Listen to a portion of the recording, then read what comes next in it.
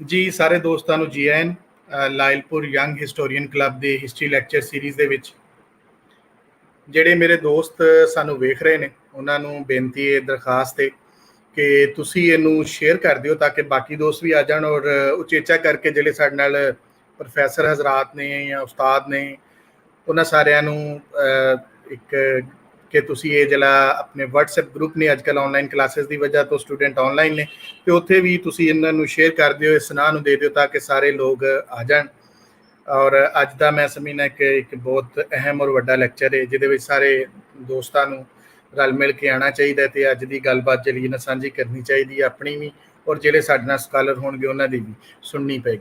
ਅੱਛਾ ਜੀ, ਅੱਜ ਦੀ ਗੱਲਬਾਤ ਜ਼ਾਹਿਰ ਹੈ ਜਿੰਨਾ ਚਿਰ ਦੋਸਤ ਆਉਂਦੇ ਨੇ ਮੈਂ ਥੋੜਾ ਜਿਹਾ ਕਲੱਬ ਦੇ ਹਵਾਲੇ ਨਾਲ ਦੱਸ ਜਾਵਾਂ ਕਿ Lyallpur young historian club basically ਤੇ ਅਸੀਂ ਪਹਿਲੇ ਫਿਜ਼ੀਕਲੀ ਕਰਦੇ ਸਾਂ, ਪਰ ਕੋਵਿਡ ਦੇ ਦਿਨਾਂ ਦੇ ਵਿੱਚ ਅਸੀਂ ਇਹਨੂੰ ਆਨਲਾਈਨ ਕੀਤਾ ਔਰ ਆਨਲਾਈਨ ਕਰਨ ਦੇ ਨਾਲ ਸਾਡੇ ਪੂਰੀ ਦੁਨੀਆ 'ਚ ਬੈਠੇ ਹੋਏ ਪੰਜਾਬੀ ਪਿਆਰੇ, ਮੈਂ ਕਹਾਂਗਾ ਪੰਜਾਬ ਨਾਲ ਜੁੜੇ ਹੋਏ ਪੰਜਾਬ ਦੇ ਰਹਿਣ ਵਾਲੇ ਲੋਕ ਔਰ ਰਿਸਰਚਰ ਸਾਡੇ ਨਾਲ ਜੁੜੇ ਤੇ ਅਸੀਂ ਇਸ ਕਲੱਬ ਨੂੰ ਫਿਰ ਆਨਲਾਈਨ ਕਰ ਦਿੱਤਾ ਔਰ ਉਹਦੇ ਵਿੱਚ ਵੱਖੋ ਵੱਖ ਜਿਹੜੇ ਸਮਝ ਲਓ ਕਿ ਹਿੱਸਿਆਂ ਤੇ ਗੱਲਬਾਤ ਹੋਈ। ਔਰ ਲਾਇਲਪੁਰ ਯੰਗ ਹਿਸਟੋਰੀਅਨ ਕਲੱਬ ਦਾ ਪਹਿਲਾ ਜਿਹੜਾ ਅਸੀਂ ਕਹਿ ਲਈਏ ਟੀਚਾ ਸੀ ਜਾਂ ਪਹਿਲੀ ਜਿਹੜੀ ਗੱਲ ਸੀ ਉਹ ਇਹ ਸੀ ਕਿ ਅਸੀਂ ਪੰਜਾਬ ਦੇ ਉਹ ਗ੍ਰੇ ਏਰੀਆ ਜਿਨ੍ਹਾਂ ਦੇ ਉੱਤੇ ਅਜੇ ਤੱਕ ਕੋਈ ਕੰਮ ਨਹੀਂ ਹੋਇਆ, ਗੱਲ ਨਹੀਂ ਹੋਈ ਤੇ ਉਹ ਝਾਕੇ ਨੇ ਜਿਹੜੇ ਉਹਨਾਂ ਨੂੰ ਕੱਢਣ ਵਾਸਤੇ ਅਸੀਂ ਇਹ ਕਲੱਬ ਸ਼ੁਰੂ ਕੀਤਾ ਸੀ ਕਿ ਸਾਰੇ ਦੋਸਤ ਅਸੀਂ ਇਕੱਠੇ ਹੋ ਕੇ ਇੱਥੇ ਗੱਲਬਾਤ ਕਰੀਏ ਤੇ ਖਾਸ ਕਰਕੇ ਜਿਹੜੇ ਤਾਰੀਖ ਦੇ ਵਿੱਚ ਭੁਲੇਖੇ ਪਾਏ ਗਏ ਨੇ ਔਰ ਅਸੀਂ ਸਪੈਸ਼ਲੀ ਗੱਲ ਕਰਨੇ ਕਲੋਨੀਅਲ ਪੰਜਾਬ ਦੀ ਔਰ ਇਸ ਤੋਂ ਬਾਅਦ ਵਾਲੇ ਪੰਜਾਬ ਦੀ ਵੀ ਜਿਹੜੇ ਭੁਲੇਖੇ ਪਾਏ ਗਏ ਇੱਥੇ ਦੇ ਵਸਨੀਕਾਂ ਦੇ ਵਿੱਚ ਉਹਦੇ ਹਵਾਲੇ ਨਾਲ ਵੀ ਅਸੀਂ ਗੱਲਬਾਤ ਕਰਦੇ ਰਹਿੰਦੇ ਹਾਂ। ਸੋ ਸਾਡਾ ਕਲੱਬ ਤਿੰਨ ਵੱਖੋ ਵੱਖ ਕੰਮ ਕਰਦਾ। ਇੱਕ ਤੇ ਹਿਸਟਰੀ ਲੈਕਚਰ ਸੀਰੀਜ਼ ਅਸੀਂ ਕਰਨੇ ਜਿਹੜਾ ਸਾਡਾ ਸਭ ਤੋਂ ਵੱਡਾ ਔਰ ਕਹਿੰਦੇ ਹਾਂ ਕਿ ਆ ਰਿਹਾ। ਦੂਜਾ ਜਿਹੜਾ ਸਾਡਾ ਕੰਮ ਹੈ ਉਹ ਅਸੀਂ ਕਰਨੇ ਸਿਟੀ ਐਜ਼ ਇਟ ਵਾਜ਼, ਸ਼ਹਿਰਾਂ ਦੀ ਤਾਰੀਖ। ਸ਼ਹਿਰਾਂ ਤੋਂ ਮੁਰਾਦ ਮੇਰੀ ਹੈ ਵੇ ਕਿ ਪਿੰਡ ਵੀ, ਸ਼ਹਿਰ ਵੀ ਔਰ ਕਸਬੇ ਥਾਂ ਜਿਹੜੇ ਪੰਜਾਬ ਦੀ ਤਾਰੀਖ ਵਿੱਚ ਬਹੁਤ ਜਿਹਨੂੰ ਅਸੀਂ ਸਮਝਦੇ ਕਿ ਜ਼ਰੂਰੀ ਨੇ ਉਹਨਾਂ 'ਤੇ ਵੀ ਗੱਲਬਾਤ ਹੁੰਦੀ ਹੈ। ਔਰ ਇਸ ਤੋਂ ਬਾਅਦ ਜਿਹੜਾ ਸਾਡਾ ਤੀਜਾ ਵੱਡਾ ਪ੍ਰੋਗਰਾਮ ਹੈ ਉਹ ਹੈ ਬੁੱਕ ਆਫ ਦਾ ਵੀਕ, ਜਿਹਦੇ ਵਿੱਚ ਅਸੀਂ ਕੋਈ ਇੱਕ ਕਿਤਾਬ ਲੈਂਦੇ ਔਰ ਉਹਦੇ 'ਤੇ ਗੱਲਬਾਤ ਕਰਨੀ ਔਰ ਉਹ ਕਿਤਾਬ ਪੰਜਾਬ ਨਾਲ ਕਿਸੇ ਨਾ ਕਿਸੇ ਹਵਾਲੇ ਨਾਲ ਜੁੜੀ ਹੁੰਦੀ ਹੈ। ਜੀ ਅੱਜ ਜਿੱਦਾਂ ਕਿ ਤੁਸੀਂ ਸਾਡਾ ਪੋਸਟਰ ਵੇਖਿਆ ਅਸੀਂ ਕੁਛ ਦਿਨ ਪਹਿਲੇ ਸ਼ੇਅਰ ਕਰ ਦਿੱਤਾ ਸੀ, ਜਿੱਦਾਂ ਕਹਿੰਦੇ ਨੇ ਕਿ ਅੱਜ ਸਾਡੇ ਇਸ ਕਲੱਬ ਦਾ ਬਹੁਤ ਵੱਡਾ ਦਿਨ ਹੈ। ਮੈਂ ਸਮਝਦਾ ਕਿ ਸਾਡੇ ਆਰਕਾਈਵ ਦੇ ਵਿੱਚ ਇੱਕ ਬਹੁਤ ਅਹਿਮ ਵਾਧਾ ਹੋਣ ਜਾ ਰਿਹਾ ਜਿਹਦਾ ਸਾਨੂੰ ਬੜੇ ਚਿਰ ਤੋਂ ਉਡੀਕ ਸੀ ਕਿ ਅਸੀਂ ਜਿਹੜਾ ਹੈ ਹਰਿੰਦਰ ਜੀ ਹੋਰਾਂ ਨੂੰ ਬੁਲਾ ਕੇ ਤੇ ਅਸੀਂ ਇਹ ਆਪਣੇ ਜਿਹੜੇ ਲੈਕਚਰ ਸੀਰੀਜ਼ ਹੈ ਉਹਦੇ ਵਿੱਚ ਇੱਕ ਵਾਧਾ ਕਰੀਏ। ਸੋ ਉਹਨਾਂ ਦਾ ਬਹੁਤ ਬਹੁਤ ਸ਼ੁਕਰੀਆ, ਉਹਨਾਂ ਦਾ ਸਹੀ ਬੜੇ ਮਸ਼ਕੂਰ ਹਾਂ ਕਿ ਉਹਨਾਂ ਨੇ ਅੱਜ ਟਾਈਮ ਕੱਢਿਆ ਤੇ ਸਾਡੇ ਨਾਲ ਮੌਜੂਦ ਨੇ। ਔਰ ਉਹਨਾਂ ਦਾ ਜਿਹੜਾ ਟੌਪਿਕ ਤੁਸੀਂ ਵੇਖਿਆ ਸੀ ਸਮਝਨੇ ਕਿ ਪੰਜਾਬ ਦੀ ਤਾਰੀਖ ਜਦੋਂ ਦਾ ਪੰਜਾਬ ਡਿਵਾਈਡ ਹੋਇਆ ਉਹਦੇ ਨਾਲ ਸਾਡੀਆਂ ਤਾਰੀਖਾਂ ਵੀ ਵੰਡੀਆਂ ਗਈਆਂ ਤੇ ਕੁਛ ਸ਼ੈਵਾਂ ਦਾ ਇੱਧਰ ਪਤਾ ਨਹੀਂ, ਕੁਛ ਦਾ ਉੱਧਰ ਪਤਾ ਨਹੀਂ ਤੇ ਇਸ ਕਰਕੇ ਸਾਡੇ ਕੁਛ ਐਸੇ ਸਕਾਲਰ ਨੇ ਜਿਨ੍ਹਾਂ ਨੇ ਇਹ ਬਹੁਤ ਕਾਢ ਕੱਢੀ, ਇਹ ਰਿਸਰਚ ਕੀਤੀ ਤੇ ਅੱਜ ਸਾਡਾ ਜਿਹੜਾ ਇਸ ਗੱਲਬਾਤ ਦਾ ਜਿਹੜਾ ਸਰਨਾਮਾ ਹੈ ਉਹ ਗੁਰੂ ਅਰਜਨ ਜੀ ਨੇ ਲਾਈਫ ਐਂਡ ਟਾਈਮ। ਉਹਨਾਂ ਤੇ ਗੱਲਬਾਤ ਕਰਨ ਵਾਸਤੇ ਸਾਡੇ ਨਾਲ ਸਾਡੇ ਬਹੁਤ ਹੀ ਸੀਨੀਅਰ ਸਕਾਲਰ ਹਰਿੰਦਰ ਸਿੰਘ ਜੀ ਮੌਜੂਦ ਨੇ। ਆਪ ਦਾ ਜਿਹੜਾ ਤਲਕ ਹੈ ਉਹ ਸਿਕਰੀ ਨਾਲੇ ਸਿੱਖ ਰਿਸਰਚ ਇੰਸਟੀਚਿਊਟ ਨਾਲੇ ਮੈਂ ਉਹਨਾਂ ਦੀ ਜਦੋਂ ਉਹਨਾਂ ਦਾ ਬਾਇਓ ਡਾਟਾ ਪੜ੍ਹ ਰਿਹਾ ਸਾਂ ਤੇ ਮੈਂ ਵੇਖਿਆ ਕਿ ਇੰਜੀਨੀਅਰਿੰਗ ਦਾ ਜਿਹੜਾ ਹੈ ਬੰਦਾ ਫਿਰ MPhil ਗੁਰੂ ਗ੍ਰੰਥ ਸਾਹਿਬ ਵਿੱਚ ਕਰਦਾ। ਸੋ ਇੱਕ ਸਾਨੂੰ ਬਹੁਤ ਜ਼ਬਰਦਸਤ ਕਿਸਮ ਦਾ ਇੱਕ ਕੰਬੀਨੇਸ਼ਨ ਵੀ ਮਿਲੇਗਾ ਜਿਹਦੇ 'ਚ ਅਸੀਂ ਸਾਇੰਸ ਔਰ ਇਸ ਫਿਲਾਸਫੀ ਨੂੰ ਇਕੱਠਾ ਅਸੀਂ ਵੇਖਾਂਗੇ। ਸੋ ਹੁਣ ਅਸੀਂ ਉਹਨਾਂ ਨੂੰ ਦਰਖਾਸਤ ਕਰਨੀ ਹੈ ਕਿ ਉਹ ਵੀ ਸਾਡੇ ਨਾਲ ਦਾਵਤ ਦੇਣੇ ਬਲਕਿ ਕਿ ਉਹ ਸਾਡੇ ਨਾਲ ਰਲਣ। ਜੀ ਸਤਿ ਸ੍ਰੀ ਅਕਾਲ ਤੇ ਜੀ ਆਇਆਂ ਨੂੰ ਜਨਾਬ। ਸਤਿ ਸ੍ਰੀ ਅਕਾਲ ਜੀ ਚੱਠਾ ਸਾਹਿਬ, ਬੜੀ ਮਿਹਰਬਾਨੀ, ਤੁਸੀਂ ਬੜਾ ਫਲੈਟਰਿੰਗ ਜੀ ਗੱਲ ਕਰ ਰਹੇ ਸੀਗੇ। ਬਟ ਨਾਲ ਹੀ ਮੈਂ ਇਹ ਗੱਲ ਕਰਦਾ ਕਿ ਨਾ ਤਾਂ ਮੈਂ ਸਾਇੰਸ ਦੀ ਗੱਲ ਕਰਨੀ ਹੈ ਨਾ ਫਲਸਫੇ ਦੀ। ਅੱਜ ਗੁਰੂ ਅਰਜਨ ਸਾਹਿਬ ਨੂੰ ਇੱਕ ਸਟੂਡੈਂਟ, ਇੱਕ ਪੰਜਾਬੀ, ਇੱਕ ਸਿੱਖ ਦੇ ਨਜ਼ਰੀਏ ਤੋਂ ਕਿਵੇਂ ਦੇਖੀਏ? ਜੀ ਬਿਲਕੁਲ, ਅਸੀਂ ਤੁਹਾਡੀ ਗੱਲ ਸੁਣਾਂਗੇ ਔਰ ਹੁਣ ਸਕਰੀਨ ਸਰ ਤੁਹਾਡੇ ਕੋਲ ਆਖਰ ਤੇ ਕੋਈ ਸਵਾਲਾਂ ਦੇ ਨਾਲ ਹਾਜ਼ਰ ਹੋਵਾਂਗੇ। ਜੀ ਸਰ। ਜ਼ਰੂਰ ਜੀ। ਦੋਸਤੋ, ਗੱਲ ਸ਼ੁਰੂ ਕਰਨ ਤੋਂ ਪਹਿਲਾਂ ਮੈਂ ਇੱਥੇ ਪਹਿਲੀ ਗੱਲ ਕਿ ਜਿਹੜਾ ਲਾਇਲਪੁਰ ਯੰਗ ਹਿਸਟੋਰੀਅਨਸ ਕਲੱਬ ਆ ਉਹਨਾਂ ਦੇ ਥਰੂ ਤੁਹਾਡੇ ਸਾਰਿਆਂ ਦੇ ਨਾਲ ਰੂਬਰੂ ਹੋ ਰਿਹਾ ਹੈਗਾ। ਜਿਹੜਾ ਟੌਪਿਕ ਲਿਆ ਗਿਆ ਹੈਗਾ ਕਿਉਂਕਿ ਇਹ ਗੁਰੂ ਅਰਜਨ ਸਾਹਿਬ ਬਾਰੇ ਗੱਲ ਕਰ ਰਹੇ ਹਾਂ, ਇੱਥੇ ਮੈਨੂੰ ਥੋੜ੍ਹਾ ਜਿਹਾ ਸ਼ੁਰੂ 'ਚ ਇੱਕ ਦੋ ਗੱਲਾਂ ਕਹਿ ਦੇਣੀਆਂ ਚਾਹੀਦੀਆਂ ਕਿ ਮੇਰੀਆਂ ਅਸੰਪਸ਼ਨਸ ਕੀ ਨੇ ਜਾਂ ਤੁਸੀਂ ਬਾਇਸਿਸ ਵੀ ਕਹਿ ਸਕਦੇ ਹੋ ਉਹਨੂੰ, ਬਿਕਾਜ਼ ਜਦ ਹਿਸਟਰੀ ਦੀ, ਤਾਰੀਖ ਦੀ, ਇਤਿਹਾਸ ਦੀ ਗੱਲ ਹੁੰਦੀ ਆ, ਉਹਦੇ ਵਿੱਚ ਬੜਾ ਕਲੀਅਰਲੀ ਆ ਜਾਂਦਾ ਕਿ ਆਬਜੈਕਟਿਵਿਟੀ ਜਿਹੜੀ ਆ ਨਾ, ਆਪਣਾ ਵਰਡ ਬੜਾ ਐਕੈਡੈਮਿਕਲੀ ਵੀ ਯੂਜ਼ ਹੁੰਦਾ ਤੇ ਕਾਮਨ ਸੈਂਸ ਵਿੱਚ ਵੀ ਯੂਜ਼ ਹੁੰਦਾ, ਉਹਦੇ ਬਾਰੇ ਬੜੀਆਂ ਰਾਵਾਂ ਨੇ। ਸੋ ਇੱਥੇ ਮੈਂ ਪਹਿਲਾਂ ਹੀ ਗੱਲ ਸ਼ੇਅਰ ਕਰਦਾ ਕਿ ਮੈਂ ਜ਼ਿਆਦਾਤਰ ਪ੍ਰਾਇਮਰੀ ਤੇ ਸੈਕੰਡਰੀ ਸੋਰਸ ਤੇ ਰਿਲਾਈ ਕਰ ਰਿਹਾ। ਉਹ ਕੀ ਮਤਲਬ ਹੈ ਪ੍ਰਾਇਮਰੀ ਸੋਰਸ ਤੋਂ? ਪ੍ਰਾਇਮਰੀ ਸੋਰਸ ਹੈ ਕਿ ਸਿੱਖਾਂ ਦਾ ਜਿਹੜਾ ਨਜ਼ਰੀਆ ਹੈਗਾ, ਜਿਹੜਾ ਅਨਕੰਟੈਸਟਡ ਨਜ਼ਰੀਆ, ਉਹ ਗੁਰੂ ਗ੍ਰੰਥ ਸਾਹਿਬ ਦੇ ਵਿੱਚ ਆ। ਸੋ ਮੈਂ ਪ੍ਰਾਇਮਰੀਲੀ ਉਸ ਤੇ ਰਿਲਾਈ ਕਰਾਂਗਾ ਕਿ ਗੁਰੂ ਗ੍ਰੰਥ ਸਾਹਿਬ ਦੇ ਵਿੱਚ, ਜਿਹਨੂੰ ਆਮ ਤੌਰ ਤੇ ਸਿੱਖਾਂ ਦਾ ਸਕ੍ਰਿਪਚਰ ਵੀ ਆਖਿਆ ਜਾਂਦਾ, ਬਟ ਮੈਂ ਲਫ਼ਜ਼ ਚਾਰਟਰ ਤੇ ਮੈਨੀਫੈਸਟੋ ਯੂਜ਼ ਕਰਾਂਗਾ ਕਿਉਂਕਿ ਉਹ ਸਕ੍ਰਿਪਚਰ ਤੋਂ ਕਿਤੇ ਗਾਹਾਂ। ਦੂਸਰੀ ਗੱਲ ਕਿ ਜਿੱਥੇ ਸੈਕੰਡਰੀ ਸੋਰਸ ਦੀ ਲੋੜ ਪਈ ਹੈ ਹਵਾਲੇ ਦੇਣ ਦੇ ਲਈ, ਕਿਉਂਕਿ ਕੁਝ ਹਿਸਟੋਰੀਕਲ ਗੱਲਾਂ ਜਦ ਕਰਨੀਆਂ ਨੇ, ਗੁਰੂ ਗ੍ਰੰਥ ਸਾਹਿਬ ਤੇ ਸਿੱਖਾਂ ਦੀ ਜਿਹੜੀ ਪੈਰਾਡਾਈਮ ਆ, ਉਹਦੇ ਵਿੱਚ ਜਿਹੜੀ ਕ੍ਰੋਨੋਲੋਜੀਕਲ ਹਿਸਟਰੀ ਆ, ਉਹਨੂੰ ਘੱਟ ਅਹਿਮੀਅਤ ਦਿੱਤੀ ਗਈ ਹੈ। ਉਹ ਅਸੀਂ ਅੱਜ ਦੇ ਨਜ਼ਰੀਏ ਤੋਂ, ਜਿਵੇਂ ਆਪਾਂ ਯੂਨੀਵਰਸਿਟੀਆਂ ਤੇ ਕਾਲਜਾਂ ਵਿੱਚ ਪੜ੍ਹਦੇ ਹਾਂ, ਸਾਨੂੰ ਉਸ ਨਜ਼ਰੀਏ ਤੋਂ ਸਿਖਾਇਆ ਜਾਂਦਾ, ਬਟ ਗੁਰੂ ਗ੍ਰੰਥ ਸਾਹਿਬ ਦੇ ਵਿੱਚ ਜਿਹੜਾ ਟਾਈਮ ਦੀ ਗੱਲ ਆ ਨਾ, ਉਹ ਆਈਡੀਆਜ਼ ਨਾਲ ਜ਼ਿਆਦਾ ਜੁੜੀ ਹੋਈ ਆ, ਇਵੈਂਟਸ ਤੇ ਬੰਦਿਆਂ ਨਾਲ ਘੱਟ ਜੁੜੀ ਹੋਈ ਆ। ਸੋ ਆਈਡੀਆ ਦੇ ਲੈਵਲ ਤੇ ਜਿਹੜੀ ਹਿਸਟੋਰੀਕਲ ਹਵਾਲਾ ਦੇਣਾ ਹੋ, ਉਹ ਮੈਂ ਸੈਕੰਡਰੀ ਸੋਰਸ ਦਾ, ਇੱਕ ਸੈਕੰਡਰੀ ਸੋਰਸ ਨੂੰ ਮੁੱਖ ਰੱਖ ਕੇ ਗੱਲ ਕਰਾਂਗਾ। ਸੋ ਇਹ ਦੋ ਗੱਲਾਂ ਸ਼ੁਰੂ 'ਚ ਬੇਨਤੀਆਂ ਕਰਨੀਆਂ ਸੀ। ਦੇਖੋ ਜੀ, ਜਿਹੜਾ ਇਹ ਸਮਾਂ ਹੈਗਾ ਇਸ ਵੇਲੇ ਗੁਰੂ ਅਰਜਨ ਸਾਹਿਬ ਦੇ ਬਾਰੇ ਗੱਲ ਕਰਨ ਦਾ, ਜੂਨ ਦਾ ਮਹੀਨਾ ਜਿਹੜਾ ਆਪਾਂ ਅਖੀਰ ਵੱਲ ਆ ਰਹੇ ਹਾਂ, ਬਟ ਦੇਸੀ ਮਹੀਨਿਆਂ ਦੇ ਵਿੱਚ ਇਹਦੀ ਇੱਕ ਆਪਣੀ ਅਹਿਮੀਅਤ ਆ। ਗੁਰੂ ਅਰਜਨ ਸਾਹਿਬ ਦੀ ਸ਼ਹਾਦਤ ਵੀ ਆ। ਗੁਰੂ ਅਰਜਨ ਸਾਹਿਬ ਦੇ ਜਿਹੜੀ 84 ਨਾਲ ਜੁੜਿਆ ਹੋਇਆ, ਈਵਨ ਪਾਕਿਸਤਾਨ ਦੇ ਜਿਹੜੇ ਪੋਇਟਸ ਨੇ, ਅਫਜ਼ਲ ਰੰਧਾਵਾ ਸਾਹਿਬ, ਉਹਨਾਂ ਨੇ ਵੀ ਇਹਨੂੰ ਜੋੜਿਆ ਸੀਗਾ ਕਿ 84 ਵਿੱਚ ਵੀ ਜੋ ਹੋਇਆ ਗੁਰੂ ਅਰਜਨ ਸਾਹਿਬ ਦੇ ਗੁਰਪੁਰਬ ਵੇਲੇ ਵੀ, ਉਹਦੀ ਵੀ ਸ਼ੁਰੂਆਤ ਗੁਰੂ ਨਾਨਕ ਪਾਤਸ਼ਾਹ ਤੋਂ ਚੱਲਦੀ ਆ ਰਹੀ ਹੈ। ਇੱਥੇ ਪਰਸਨਲੀ ਵੀ ਮੈਂ ਗੱਲ ਕਰਾਂਗਾ ਕਿ ਇਹਨਾਂ ਮਹੀਨਿਆਂ ਦੇ ਵਿੱਚ ਮੈਂ ਵੀ ਪਹਿਲੀ ਵਾਰ ਜਦ ਅਨਡਿਵਾਈਡਡ ਪੰਜਾਬ ਤੋਂ ਬਾਅਦ ਜਿਹੜਾ ਡਿਵਾਈਡਡ ਪੰਜਾਬ ਹੋ ਗਿਆ, ਪਹਿਲੀ ਵਾਰ ਜਦ ਮੈਂ ਪੰਜਾਬ ਵਿੱਚ, ਲਾਹੌਰ ਵਿੱਚ ਨਨਕਾਣਾ ਸਾਹਿਬ, ਹਸਨ ਅਬਦਾਲ ਆਇਆ ਸੀ, ਉਹ ਵੀ ਜੂਨ ਦੇ ਮਹੀਨੇ 'ਚ ਹੀ ਸੀ, 1984 ਦੇ। ਸੋ ਇੱਥੇ ਨਾ ਇੱਕ ਸਿੱਖ ਇਤਿਹਾਸ ਦੀ ਤੇ ਮੇਰੀ ਪਰਸਨਲੀ ਵੀ ਜਿਹੜੀ ਪਾਕਿਸਤਾਨ ਵਿੱਚ ਆਉਣਾ ਮੈਂ ਸ਼ੁਰੂ ਕੀਤਾ ਸੀ, ਉਹ ਜੂਨ ਦੇ ਮਹੀਨਿਆਂ 'ਚ ਜੁੜਿਆ ਹੋਇਆ ਸੀ। ਮੇਰੇ ਲਈ ਇਹ ਇੱਕ ਵਿਟਨੈਸ ਦੇ ਲੈਵਲ ਤੇ ਵੀ ਮੈਂ ਚੀਜ਼ਾਂ ਨੂੰ ਦੇਖਦਾ, ਮੈਂ ਸਿਰਫ ਇਹਨੂੰ ਐਜ਼ ਅ ਸਟੂਡੈਂਟ ਦੇ ਨਜ਼ਰੀਏ ਤੋਂ ਨਹੀਂ ਦੇਖ ਰਿਹਾ। ਇੰਨੀਆਂ ਗੱਲਾਂ ਦੇ ਰਾਹੀਂ ਮੈਂ ਹੁਣ ਪਹਿਲੀ ਗੱਲ ਇਹ ਕਰਨੀ ਚਾਹਾਂਗਾ ਕਿ ਤੁਸੀਂ ਦੇਖੋਗੇ, ਮੈਂ ਗੁਰੂ ਅਰਜਨ ਸਾਹਿਬ ਦੀ ਗੱਲ ਕਰਨ ਦੇ ਲਈ 4 ਪਹਿਲੂ ਇੱਥੇ ਲਏ ਨੇ। ਉਹਦੇ ਵਿੱਚ 4 ਐਂਗਲਸ ਤੋਂ ਗੱਲ ਕਰਨ ਦੀ ਕੋਸ਼ਿਸ਼ ਕੀਤੀ ਜਾਊ। ਕਿ ਪਹਿਲੀ ਗੱਲ ਇਹ ਹੈ ਕਿ ਜਦ ਅਸੀਂ ਗੁਰੂ ਲਫ਼ਜ਼ ਸਿੱਖਾਂ ਦੇ ਵਿੱਚ ਵਰਤ ਰਹੇ ਹਾਂ, ਸਿੱਖ ਇੰਸਟੀਟਿਊਸ਼ਨ ਦੀ ਇੱਕ ਉਹਦੀ ਥਾਂ, ਉਹਦਾ ਇੱਕ ਲਫ਼ਜ਼ੀ ਮੀਨਿੰਗ ਵੀ ਆ, ਉਹਦੀ ਇੱਕ ਹਿੰਦੁਸਤਾਨੀ ਪਰੰਪਰਾ, ਪੈਨ ਇੰਡੀਅਨ ਪਰੰਪਰਾ ਵੀ ਆ, ਬਟ ਸਿੱਖਾਂ ਦੀ ਆਪਣੀ ਪਰੰਪਰਾ। ਤੇ ਉੱਥੇ ਜਦ ਗੁਰੂ ਲਫ਼ਜ਼ ਆ ਗਿਆ, ਉਹਦਾ ਭਾਵ ਇਹ ਆ ਕਿ ਜਦ ਉਹਨਾਂ ਨੇ ਲੀਡਰਸ਼ਿਪ ਸੰਭਾਲ ਲਈ ਸਿੱਖਾਂ ਦੀ, ਜਦ ਉਹਨਾਂ ਵਿੱਚ ਇੱਕ ਖਾਸ ਕਿਸਮ ਦੀ ਪਰਫੈਕਸ਼ਨ ਆ ਗਈ। ਸੋ ਉਹਦੇ ਬਾਰੇ ਥੋੜੀ ਜਿਹੀ ਗੱਲ ਕਰਾਂਗਾ।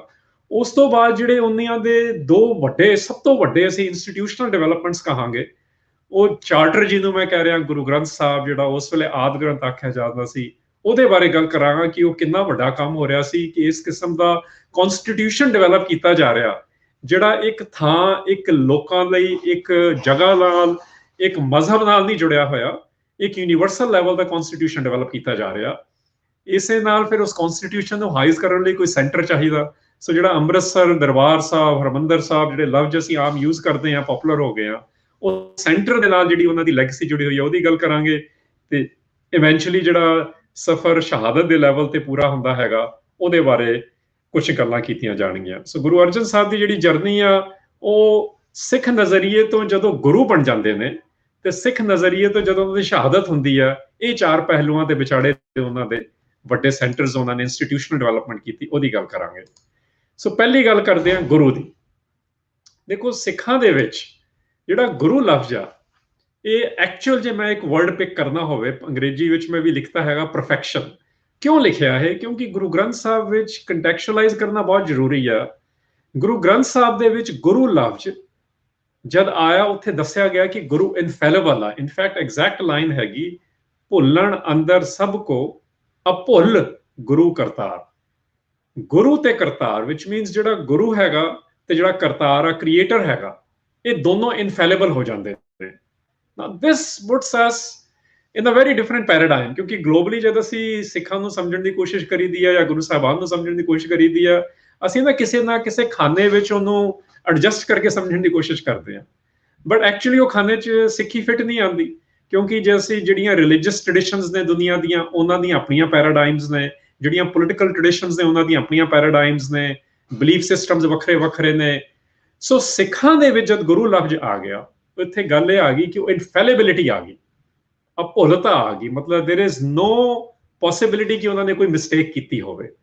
ਹੁਣ ਜਦ ਇਹ ਟਾਈਮ ਆ ਗਿਆ, ਇਹ ਵੇਲਾ ਗੁਰੂ ਅਰਜਨ ਸਾਹਿਬ ਦਾ 18 ਸਾਲ ਦੀ ਉਮਰ 'ਚ, ਨਾ ਇਮੈਜਿਨ ਕਰ ਤੁਸੀਂ ਆਪ 18 ਸਾਲ ਦੀ ਉਮਰ ਦੇ ਵਿੱਚ ਗੁਰੂ ਅਰਜਨ ਸਾਹਿਬ, ਜਿਹੜੇ ਉਸ ਤੋਂ ਪਹਿਲਾਂ ਅਰਜਨ ਸੀਗੇ ਇਕੱਲੇ, ਉਹਨਾਂ ਦੇ 2 ਭਰਾ ਵੀ ਨੇ ਤੇ ਉਹਨਾਂ ਦੇ ਫਾਦਰ ਵੀ ਨੇ ਤੇ ਗੁਰੂ ਵੀ ਨੇ ਗੁਰੂ ਰਾਮਦਾਸ ਸਾਹਿਬ। ਉਹ 18 ਸਾਲ ਦੀ ਉਮਰ ਦੇ ਵਿੱਚ ਐਜ਼ ਏ ਯੰਗੈਸਟ ਸਨ, ਤੁਸੀਂ ਹੁਣ ਇਹਨੇ ਹਿੰਦੁਸਤਾਨੀ, ਪੰਜਾਬੀ ਤੇ ਹੋਰ ਪਰੰਪਰਾਵਾਂ, ਗਲੋਬਲ ਪਰੰਪਰਾ ਵਿੱਚ ਵੀ ਦੇਖੋ ਕਿ ਕਿਸ ਤਰ੍ਹਾਂ ਉਹਨੂੰ ਡਿਸਰਪਟ ਕੀਤਾ ਜਾ ਰਿਹਾ, ਕਿ 18 ਸਾਲ ਦੀ ਉਮਰ ਦੇ ਵਿੱਚ ਉਹ uncontested leader of the Sikh nation ਬਣ ਜਾਂਦੇ ਨੇ। ਹਾਲਾਂਕਿ ਉਹਨਾਂ ਦੇ ਪ੍ਰਕਾਸ਼, ਇਲੂਮੀਨੇਸ਼ਨ ਅਸੀਂ ਆਖਦੇ ਹਾਂ ਉਹਨੂੰ, ਬਟ ਜਿਹਨੂੰ ਅਸੀਂ ਆਮ ਲਫ਼ਜ਼ਾਂ 'ਚ ਕਹਿੰਦੇ ਜਨਮ ਕਿੱਥੇ ਹੋਇਆ ਸੀ, ਉਹ ਗੋਇੰਦਵਾਲ ਸਾਹਿਬ ਹੋਇਆ ਸੀ, ਅੰਮ੍ਰਿਤਸਰ ਦੇ ਵਿੱਚ। ਉਹ 18 ਸਾਲ ਦੀ ਉਮਰ ਦੇ ਵਿੱਚ ਪਰਫੈਕਸ਼ਨ ਦੇ ਰੂਪ ਵਿੱਚ ਪ੍ਰੈਜ਼ੈਂਟ ਕੀਤੇ ਜਾ ਰਹੇ ਨੇ ਸਿੱਖ ਵਰਲਡ ਦੇ ਵਿੱਚ। This is why I'm calling guru, ਕਿ ਗੁਰੂ ਇਜ਼ ਪਰਫੈਕਸ਼ਨ। ਪਰਫੈਕਸ਼ਨ ਦਾ ਜਿਹੜਾ ਅਗਲਾ ਹਿੱਸਾ ਹੈਗਾ, ਹੁਣ ਉਹਨਾਂ ਨੇ ਜਦ ਪਰਫੈਕਸ਼ਨ ਦਾ ਰੂਪ ਆ ਗਿਆ ਤਾਂ ਉਹਨਾਂ ਨੇ ਕੀ ਡਿਕਲੇਅਰ ਕੀਤਾ ਦੁਨੀਆ ਦੇ ਵਿੱਚ। ਨਾਓ ਲੁੱਕ ਐਟ ਦਿਸ, ਉਹਨਾਂ ਨੇ ਕੀ ਡਿਕਲੇਅਰ ਕਰ ਰਹੇ। ਦੇਖੋ, ਇਹ ਬਹੁਤ ਇੰਪੋਰਟੈਂਟ ਗੱਲ ਆ। ਮੈਂ ਇਹਨੂੰ ਇੰਗਲਿਸ਼ ਤੇ ਪੰਜਾਬੀ ਦੋਨਾਂ 'ਚ ਥੋੜੀ ਗੱਲ ਕਰਾਂਗਾ, ਕਿਉਂਕਿ ਸਟੂਡੈਂਟਸ ਨੂੰ ਕਈ ਵਾਰੀ ਜਿਹੜਾ ਹਰ ਵਰਡ ਹੈ ਨਾ ਉਹਦਾ ਆਪਣਾ ਕੰਟੈਕਸਟ ਹੁੰਦਾ, ਤੇ ਕਈ ਵਾਰੀ ਉਹ ਕੰਟੈਕਸਟ ਅੱਜ ਦੇ ਪਹਿਲੂ ਤੇ ਨਹੀਂ ਸਮਝਿਆ ਜਾ ਸਕਦਾ, ਕਿਉਂਕਿ ਭਾਸ਼ਾ ਜਿਹੜੀ ਆ ਉਹ ਲੇਟ 1500s ਤੇ ਅਰਲੀ 1600s ਦੀ ਆ। ਉਹਦੇ ਵਿੱਚ ਅੱਜ ਦੀ ਅਜੋਕੀ ਜਾਂ ਸਮਕਾਲੀ ਪੰਜਾਬੀ ਨਹੀਂ ਕੱਲੀ, ਉਹਦੇ ਵਿੱਚ ਹੋਰ ਲਫ਼ਜ਼ਾਂ ਦੇ ਵਿੱਚ ਚੱਲ ਰਿਹਾ। ਤੇ ਲਿੰਗੁਇਸਟਿਕ ਵਰਲਡ ਵਿੱਚ ਕਿਹਾ ਜਾਂਦਾ language changes every 30 miles and every 30 kilometers, I mean every 30 years also. So the point is language ਵੀ ਚੇਂਜ ਆਉਂਦੀ, ਇਸ ਕਰਕੇ ਮੈਂ ਉਹਦੀ ਥੋੜੀ ਜਿਹੀ ਇੰਟਰਪ੍ਰੀਟੇਸ਼ਨ ਕਰਨ ਦੀ ਕੋਸ਼ਿਸ਼ ਕਰਾਂਗਾ। ਹੁਣ ਇੱਥੇ ਗੁਰੂ ਅਰਜਨ ਸਾਹਿਬ ਕੀ ਕਹਿ ਰਹੇ ਨੇ, ਦੇਖੋ ਉਹ ਬੜਾ ਕਲੀਅਰਲੀ ਕਹਿ ਰਹੇ ਨੇ। ਐਂਡ ਬਾਏ ਦਾ ਵੇ ਜਿਹੜਾ ਸਕਰੀਨ ਤੇ ਤੁਸੀਂ ਦੇਖ ਰਹੇ ਹੋ, ਰਾਈਟ ਸਾਈਡ ਤੇ ਜਿਹੜੀ ਗੁਰਮੁਖੀ ਅੱਖਰ ਦਿੱਤੇ ਹੋਏ ਨੇ 35, ਇਹ ਮੰਨਿਆ ਜਾਂਦਾ ਹੈ ਕਿ ਗੁਰੂ ਅਰਜਨ ਪਾਤਸ਼ਾਹ ਦੀ, ਗੁਰੂ ਅਰਜਨ ਸਾਹਿਬ ਦੀ ਆਪਣੇ ਹੱਥ ਲਿਖਤ ਤੋਂ ਆ, ਮਤਲਬ ਇਹ ਉਹਨਾਂ ਦੀ ਹੈਂਡ ਰਾਈਟਿੰਗ। ਹੁਣ ਇੱਥੇ ਕੀ ਡਿਕਲੇਅਰ ਕਰ ਰਹੇ ਨੇ, ਜਿਹੜਾ ਸੈਂਟੈਂਸ ਸਟਰਕਚਰ ਹੈਗਾ ਨਾ, ਜਿਹੜਾ ਪੋਇਟਿਕ ਤੇ ਮੀਟਰਸ ਤੇ ਹੋਰ ਚੀਜ਼ਾਂ ਦਾ ਸਟਰਕਚਰ ਆ, ਉਹਦੇ ਵਿੱਚ ਜਿਹੜਾ ਰਹਾਓ ਲਾਈਨ ਜੇ ਆ ਜਾਂਦੀ ਹੈ, ਉਹ ਹੁੰਦਾ ਮੇਨ ਆਈਡੀਆ। ਹੁਣ ਮੇਨ ਆਈਡੀਆ ਗੁਰੂ ਅਰਜਨ ਸਾਹਿਬ ਕੀ ਡਿਕਲੇਅਰ ਕਰ ਰਹੇ ਨੇ ਐਜ਼ ਏ ਗੁਰੂ, ਕਹਿੰਦੇ ਨੇ ਏਕ ਗੁਸਾਈ ਅੱਲੋ ਮੇਰਾ, ਹਿੰਦੂ ਤੁਰਕ ਦੋਹਾਂ ਨਿਬੇਰਾ।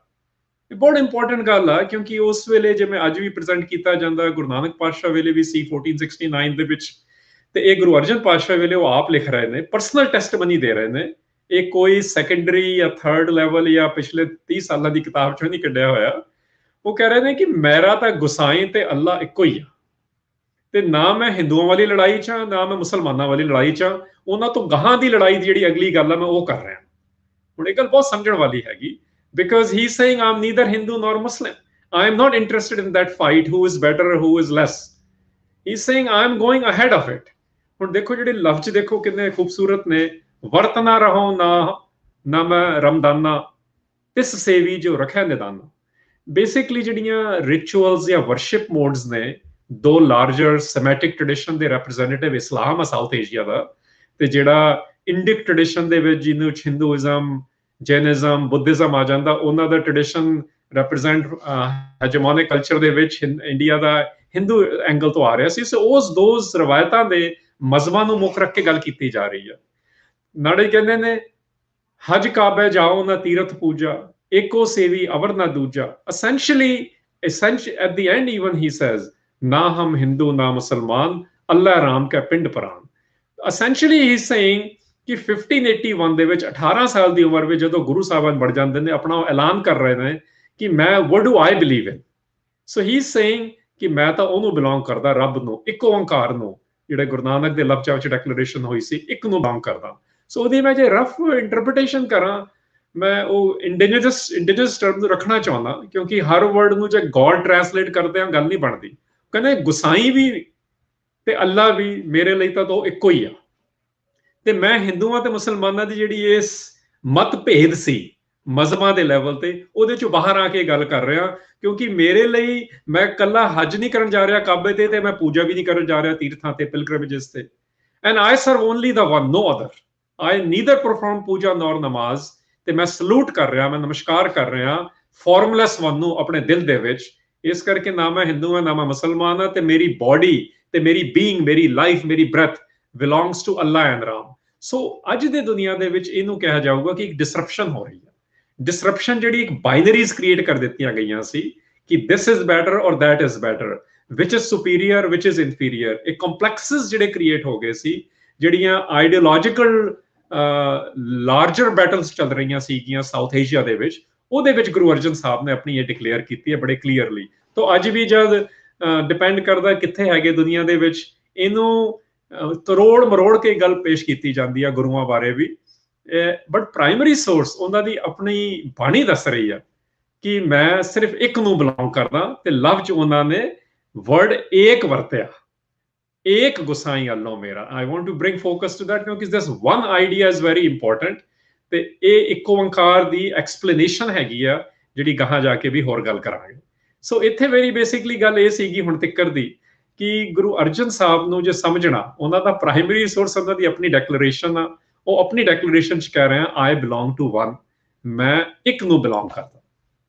ਇੱਥੇ ਹੁਣ ਅਗਲੀ ਗੱਲ ਕਰਾਂਗਾ ਮੈਂ ਟਾਈਮ ਨੂੰ ਮੁੱਖ ਰੱਖਦੇ ਹੋਏ ਕਿ ਉਹਨਾਂ ਦੀ ਇੱਕ ਵੱਡੀ ਲੈਗੇਸੀ ਹੈਗੀ ਆ ਜਿਹਨੂੰ ਸਿੱਖ ਸੈਕੰਡਰੀ ਟ੍ਰੈਡੀਸ਼ਨ ਦੇ ਵਿੱਚ, ਹਿਸਟੋਰੀਕਲ ਟ੍ਰੈਡੀਸ਼ਨ ਦੇ ਵਿੱਚ ਜਦੋਂ ਲਿਖਦੇ ਨੇ ਨਾ, ਲਿਖਿਆ ਜਾਂਦਾ ਸ੍ਰੀ ਅੰਮ੍ਰਿਤਸਰ ਜੀਓ। ਹੁਣ ਸ੍ਰੀ ਅੰਮ੍ਰਿਤਸਰ ਜੀਓ ਤੋਂ ਕੀ ਭਾਵ ਆ? ਐਕਚੁਅਲੀ ਮੈਂ ਇਹਦੇ ਬਾਰੇ ਇੱਕ ਪਿਛਲੇ ਸਾਲ ਔਰ ਅਰਲੀਅਰ ਦਿਸ ਈਅਰ ਇੱਕ ਲੇਖ ਵੀ ਲਿਖਿਆ ਸੀ ਕਿ ਜਦ ਇਹ ਵਰਡ ਯੂਜ਼ ਹੋ ਰਹੇ ਨੇ ਅੰਮ੍ਰਿਤਸਰ, ਰਾਮਦਾਸਪੁਰ, ਹਰਿਮੰਦਰ, ਦਰਬਾਰ, ਇਹ ਐਕਚੁਅਲੀ ਸਾਰੇ ਗੁਰੂ ਗ੍ਰੰਥ ਸਾਹਿਬ ਵਿੱਚ ਵੀ ਯੂਜ਼ ਹੁੰਦੇ ਨੇ ਪ੍ਰਾਇਮਰੀ ਸੋਰਸ, ਤੇ ਸੈਕੰਡਰੀ ਟੈਕਸਟ ਵੀ ਸਾਰੇ ਵਰਡ ਯੂਜ਼ ਕਰ ਰਿਹਾ, ਬਟ ਇਹਨਾਂ ਨੂੰ ਇੰਟਰਚੇਂਜੇਬਲੀ ਯੂਜ਼ ਕੀਤਾ ਜਾ ਰਿਹਾ। what do I mean by interchangeably use ਕੀਤਾ ਜਾ ਰਿਹਾ?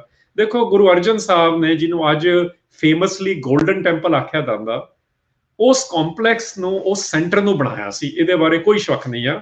ਉਹਦੇ ਬਾਰੇ ਕੁਝ ਦੋ ਰਾਵਾਂ ਨੇ, ਬਟ ਉਹਦੇ ਵੱਲ ਅਸੀਂ ਜਾਣਦੇ ਕਿ ਨੀਂਹ ਕਿਹਨੇ ਰੱਖੀ ਸੀ, ਸਾਈਂ ਮੀਆਂ ਮੀਰ ਨੇ ਰੱਖੀ ਸੀ ਕਿ ਨਹੀਂ ਰੱਖੀ ਸੀ, ਇਹਦੇ ਬਾਰੇ ਵੀ ਬੜੀਆਂ ਸ਼ੰਕਾਵਾਂ ਪੈਦਾ ਕੀਤੀਆਂ ਜਾ ਰਹੀਆਂ। ਮੈਂ ਉਹਦੇ ਵੱਲ ਨਹੀਂ ਜਾਵਾਂਗਾ, ਸਿਰਫ ਇੰਨਾ ਹੀ ਇਸ਼ਾਰਾ ਕਰਾਂਗਾ ਕਿ ਜੇ ਲਿਖਤੀ ਰੂਪ ਵਿੱਚ ਕੋਈ ਚੀਜ਼ ਨਹੀਂ ਆਈ, ਇਹ ਤਾਂ ਹੁਣ ਪਿਛਲੇ 30 ਸਾਲਾਂ ਵਿੱਚ ਵੈਸਟ ਦੀ ਜਿਹੜੀਆਂ ਐਂਥਰੋਪੋਲੋਜੀਕਲ ਸੋਰਸਿਸ ਨੇ ਉਹ ਵੀ ਮੰਨਦੇ ਨੇ ਕਿ ਜਿਹੜਾ ਓਰਲ ਟ੍ਰੈਡੀਸ਼ਨ ਹੁੰਦਾ ਆਪਣੀ ਵੱਡੀ ਥਾਂ ਹੁੰਦੀ ਆ ਉਹਦੀ। ਓਰਲ ਟ੍ਰੈਡੀਸ਼ਨ ਰਿਟਨ ਰੂਪ ਵਿੱਚ ਕੀ ਹੁੰਦਾ, ਇਵੈਂਚੁਅਲੀ ਜਿਹੜੀਆਂ ਗੱਲਾਂ ਸਾਖਸ਼ਾਤ ਰੂਪ ਵਿੱਚ, ਵਿਟਨੈਸਿੰਗ ਦੇ ਰੂਪ ਵਿੱਚ ਕੋਈ ਲਿਖ ਦਿੰਦਾ, ਉਹ ਰਿਟਨ ਫਾਰਮ ਚ ਆ ਜਾਂਦੀ ਹੈ। ਬਟ ਜਸਟ ਬਿਕੋਜ਼ ਜੇ ਕੋਈ ਰਿਟਨ ਫਾਰਮ ਵਿੱਚ ਗੱਲ ਨਹੀਂ ਆਈ, ਇਹਦਾ ਮਤਲਬ ਇਹ ਨਹੀਂ ਹੁੰਦਾ ਕਿ ਉਦਾਂ ਨਹੀਂ ਹੋਇਆ। ਖੈਰ, ਇਹਦੇ ਬਾਰੇ ਦੋ ਰਾਵਾਂ ਇਹ ਚੱਲਦੀਆਂ ਨੇ ਕਿ 1800s ਦੇ ਵਿੱਚ ਰਿਟਨ ਫਾਰਮ ਵਿੱਚ ਆਇਆ ਕਿ ਸਾਈਂ ਮੀਆਂ ਮੀਰ ਨੇ ਨਹੀਂ ਰੱਖੀ ਸੀ, ਬਟ ਸਾਈਂ ਮੀਆਂ ਮੀਰ ਦੇ ਖਾਨਦਾਨ ਤੇ ਉਹਨਾਂ ਦੀ ਫਾਊਂਡੇਸ਼ਨਸ ਤੇ ਮੈਂ ਵੀ ਲਾਹੌਰ ਚ ਬੋਲਿਆ ਹੋਇਆ 15 ਸਾਲ ਜਾਂਦਾ, ਤੇ ਹੁਣ ਵੀ ਉਹਨਾਂ ਨੇ ਆਪਣੀ ਵੈਬਸਾਈਟਾਂ ਤੇ ਸਿੱਖ ਓਰਲ ਟ੍ਰੈਡੀਸ਼ਨ ਦੇ ਵਿੱਚ ਜਿਹੜਾ ਕਲੀਅਰਲੀ ਆਇਆ ਹੋਇਆ ਕਿ ਸਾਈਂ ਮੀਆਂ ਮੀਰ ਜੀ ਨੇ ਹੀ ਰੱਖੀ ਸੀ। ਰਿਗਾਰਡਲੈਸ, ਗੁਰੂ ਅਰਜਨ ਸਾਹਿਬ ਨੇ ਇੱਕ ਸੈਂਟਰ ਬਣਾਇਆ। ਇਸ ਸੈਂਟਰ ਨੂੰ ਇਹ ਲਫ਼ਜ਼ਾਂ ਰਾਹੀਂ ਸਮਝਣਾ ਬਹੁਤ ਜ਼ਰੂਰੀ ਹੈ ਕਿਉਂਕਿ ਇਹ ਸਾਰੇ ਲਫ਼ਜ਼ ਗੁਰੂ ਗ੍ਰੰਥ ਸਾਹਿਬ ਵਿੱਚ ਐਜ਼ ਅ ਪ੍ਰਾਇਮਰੀ ਸੋਰਸ ਆਏ ਨੇ। ਹੁਣ ਉਹ ਕੀ ਨੇ? ਦੇਖੋ, ਅੰਮ੍ਰਿਤਸਰ, ਵਰਡ ਅੰਮ੍ਰਿਤ ਜਿੱਥੇ ਯੂਜ਼ ਹੋ ਗਿਆ, ਉਹ ਮਤਲਬ ਹੈਗਾ ਅਮ੍ਰਿਤ। ਮ੍ਰਿਤ ਹੁੰਦਾ ਡੈਡ, ਮਰਿਆ ਹੋਇਆ। ਅੰਮ੍ਰਿਤ ਇਮੋਰਟਲ, ਜਿਹੜਾ ਡੈਥ ਨੂੰ ਟ੍ਰਾਂਸੈਂਡ ਕਰ ਗਏ। ਸਰ ਹੈਗਾ ਸਰੋਵਰ ਲਈ ਵੀ ਵਰਡ ਯੂਜ਼ ਹੁੰਦਾ, ਤੇ ਜਿਹਨੂੰ ਅੱਜ ਕੱਲ੍ਹ ਅਸੀਂ ਅੰਗਰੇਜ਼ੀ ਵਿੱਚ ਪੁਰਾ ਕਹਿ ਦਿੰਦੇ, ਜਿਵੇਂ ਵਿਲ ਅੰਗਰੇਜ਼ੀ ਦਾ ਵਰਡ ਹੁੰਦਾ, ਉਹਦੇ ਲਈ ਵੀ ਯੂਜ਼ ਹੋ ਜਾਂਦਾ। ਮਤਲਬ ਇੱਕ ਥਾਂ ਲਈ ਵੀ ਹੈਗਾ ਤੇ ਇੱਕ ਸਰੋਵਰ ਲਈ ਵੀ ਹੈ। ਸਿਮਿਲਰਲੀ ਰਾਮਦਾਸਪੁਰ ਹੈਗਾ। ਰਾਮਦਾਸਪੁਰ ਗੁਰੂ ਗ੍ਰੰਥ ਸਾਹਿਬ ਵਿੱਚ ਜਿਹੜੇ ਰਾਮ ਨੂੰ, ਰਾਮ ਇੱਕ ਗੁਣ ਹੈਗਾ, ਜਿਹੜਾ ਦਸ਼ਰਥ ਦਾ ਪੁੱਤ ਰਾਮ ਆ, ਉਹਦੀ ਗੱਲ ਨਹੀਂ ਹੈ ਇਹਦੇ ਵਿੱਚ। ਉਹ ਇੱਕ ਮਿਥੋਲੋਜੀ ਜਾਂ ਹਿੰਦੂ ਇਤਿਹਾਸ ਦੇ ਨਾਲ, ਡਿਪੈਂਡਿੰਗ ਔਨ ਯੂਰ ਆਈਡੀਓਲੋਜੀ, ਉਹਦੇ ਨਾਲ ਜੁੜਿਆ ਹੋਇਆ। ਬਟ ਰਾਮ ਇੱਕ ਕੈਰੈਕਟਰ ਹੈਗਾ, ਜਿਹਦਾ ਮਤਲਬ ਹੈਗਾ ਰਮਿਆ ਹੋਇਆ। ਕੈਰੈਕਟਰ ਤਾਂ ਉਹ ਰਾਮਾਇਣ ਦਾ, ਕੈਰੈਕਟਰ ਉਹ ਅਯੋਧਿਆ, ਉਹ ਨਹੀਂ ਆ। ਇੱਥੇ ਰਾਮ ਵਾਹਿਗੁਰੂ ਇੱਕ ਓੰਕਾਰ ਲਈ ਆਇਆ, ਉਹਦਾ ਇੱਕ ਗੁਣ ਹੈਗਾ which means the one who charms you, ਜਿਹੜਾ ਬਿਊਟੀਫੁਲ ਹੈਗਾ। so that divine who is beautiful, one you are charmed by। so Ramdaspur ਜਿਹੜੀ ਥਾਂ ਤੇ ਜਿਹੜੇ ਉਹਦੇ ਵੱਲੋਂ ਚਾਰਮ ਨੇ, ਮਤਲਬ ਜਿਨ੍ਹਾਂ ਦੀ ਇੰਟੀਮੇਟ ਰਿਲੇਸ਼ਨਸ਼ਿਪ ਹੈਗੀ ਆ ਇੱਕ ਓੰਕਾਰ ਦੇ ਨਾਲ, ਇੱਕ ਦੇ ਨਾਲ, ਉਹਨਾਂ ਦੀ ਥਾਂ, ਉਹਨਾਂ ਦਾ ਸਰੋਵਰ। ਹਰਿਮੰਦਰ ਵੀ ਉਹੀ ਹੈ। ਹਰੀ ਵਰਡ ਅਗੇਨ ਉਹਦੀ ਐਟਮੋਲੋਜੀ ਦੇਖਾਂਗੇ, ਇਹਦਾ ਮਤਲਬ ਇੱਕ ਹੈਗਾ ਆਲ ਪਰਵੇਸਿਵ। ਹਰ ਦਾ ਇੱਕ ਮਤਲਬ ਹੈਗਾ ਫੀਅਰ ਐਲੀਮੀਨੇਟਰ, ਜਿਹੜੇ ਡਰਾਂ ਤੋਂ ਮੁਕਤ ਕਰਦਾ।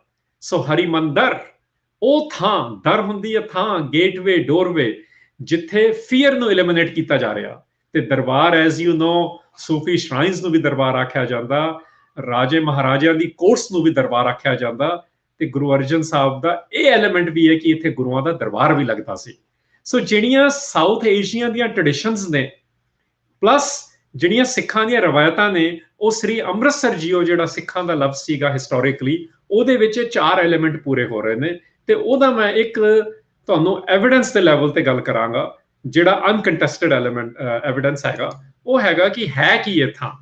ਦੇਖੋ, ਇਹ ਗੋਲਡਨ ਟੈਂਪਲ ਨੂੰ ਅਸੀਂ ਦੇਖ ਕੇ ਅੱਜ ਕੱਲ੍ਹ ਖੁਸ਼ ਹੋ ਜਾਂਦੇ ਆ। ਮੈਂ ਇੱਥੇ ਇਹੀ ਗੱਲ ਕਰਾਂਗਾ ਕਿ ਇਨ ਗੁਰੂ ਪੀਰੀਅਡ ਵਿਚ ਮੀਨਸ ਗੁਰੂ ਨਾਨਕ ਸਾਹਿਬ ਤੋਂ ਲੈ ਕੇ ਗੁਰੂ ਗੋਬਿੰਦ ਸਿੰਘ ਮਹਾਰਾਜ ਤੱਕ ਇਹ ਗੋਲਡਨ ਨਹੀਂ ਸੀ।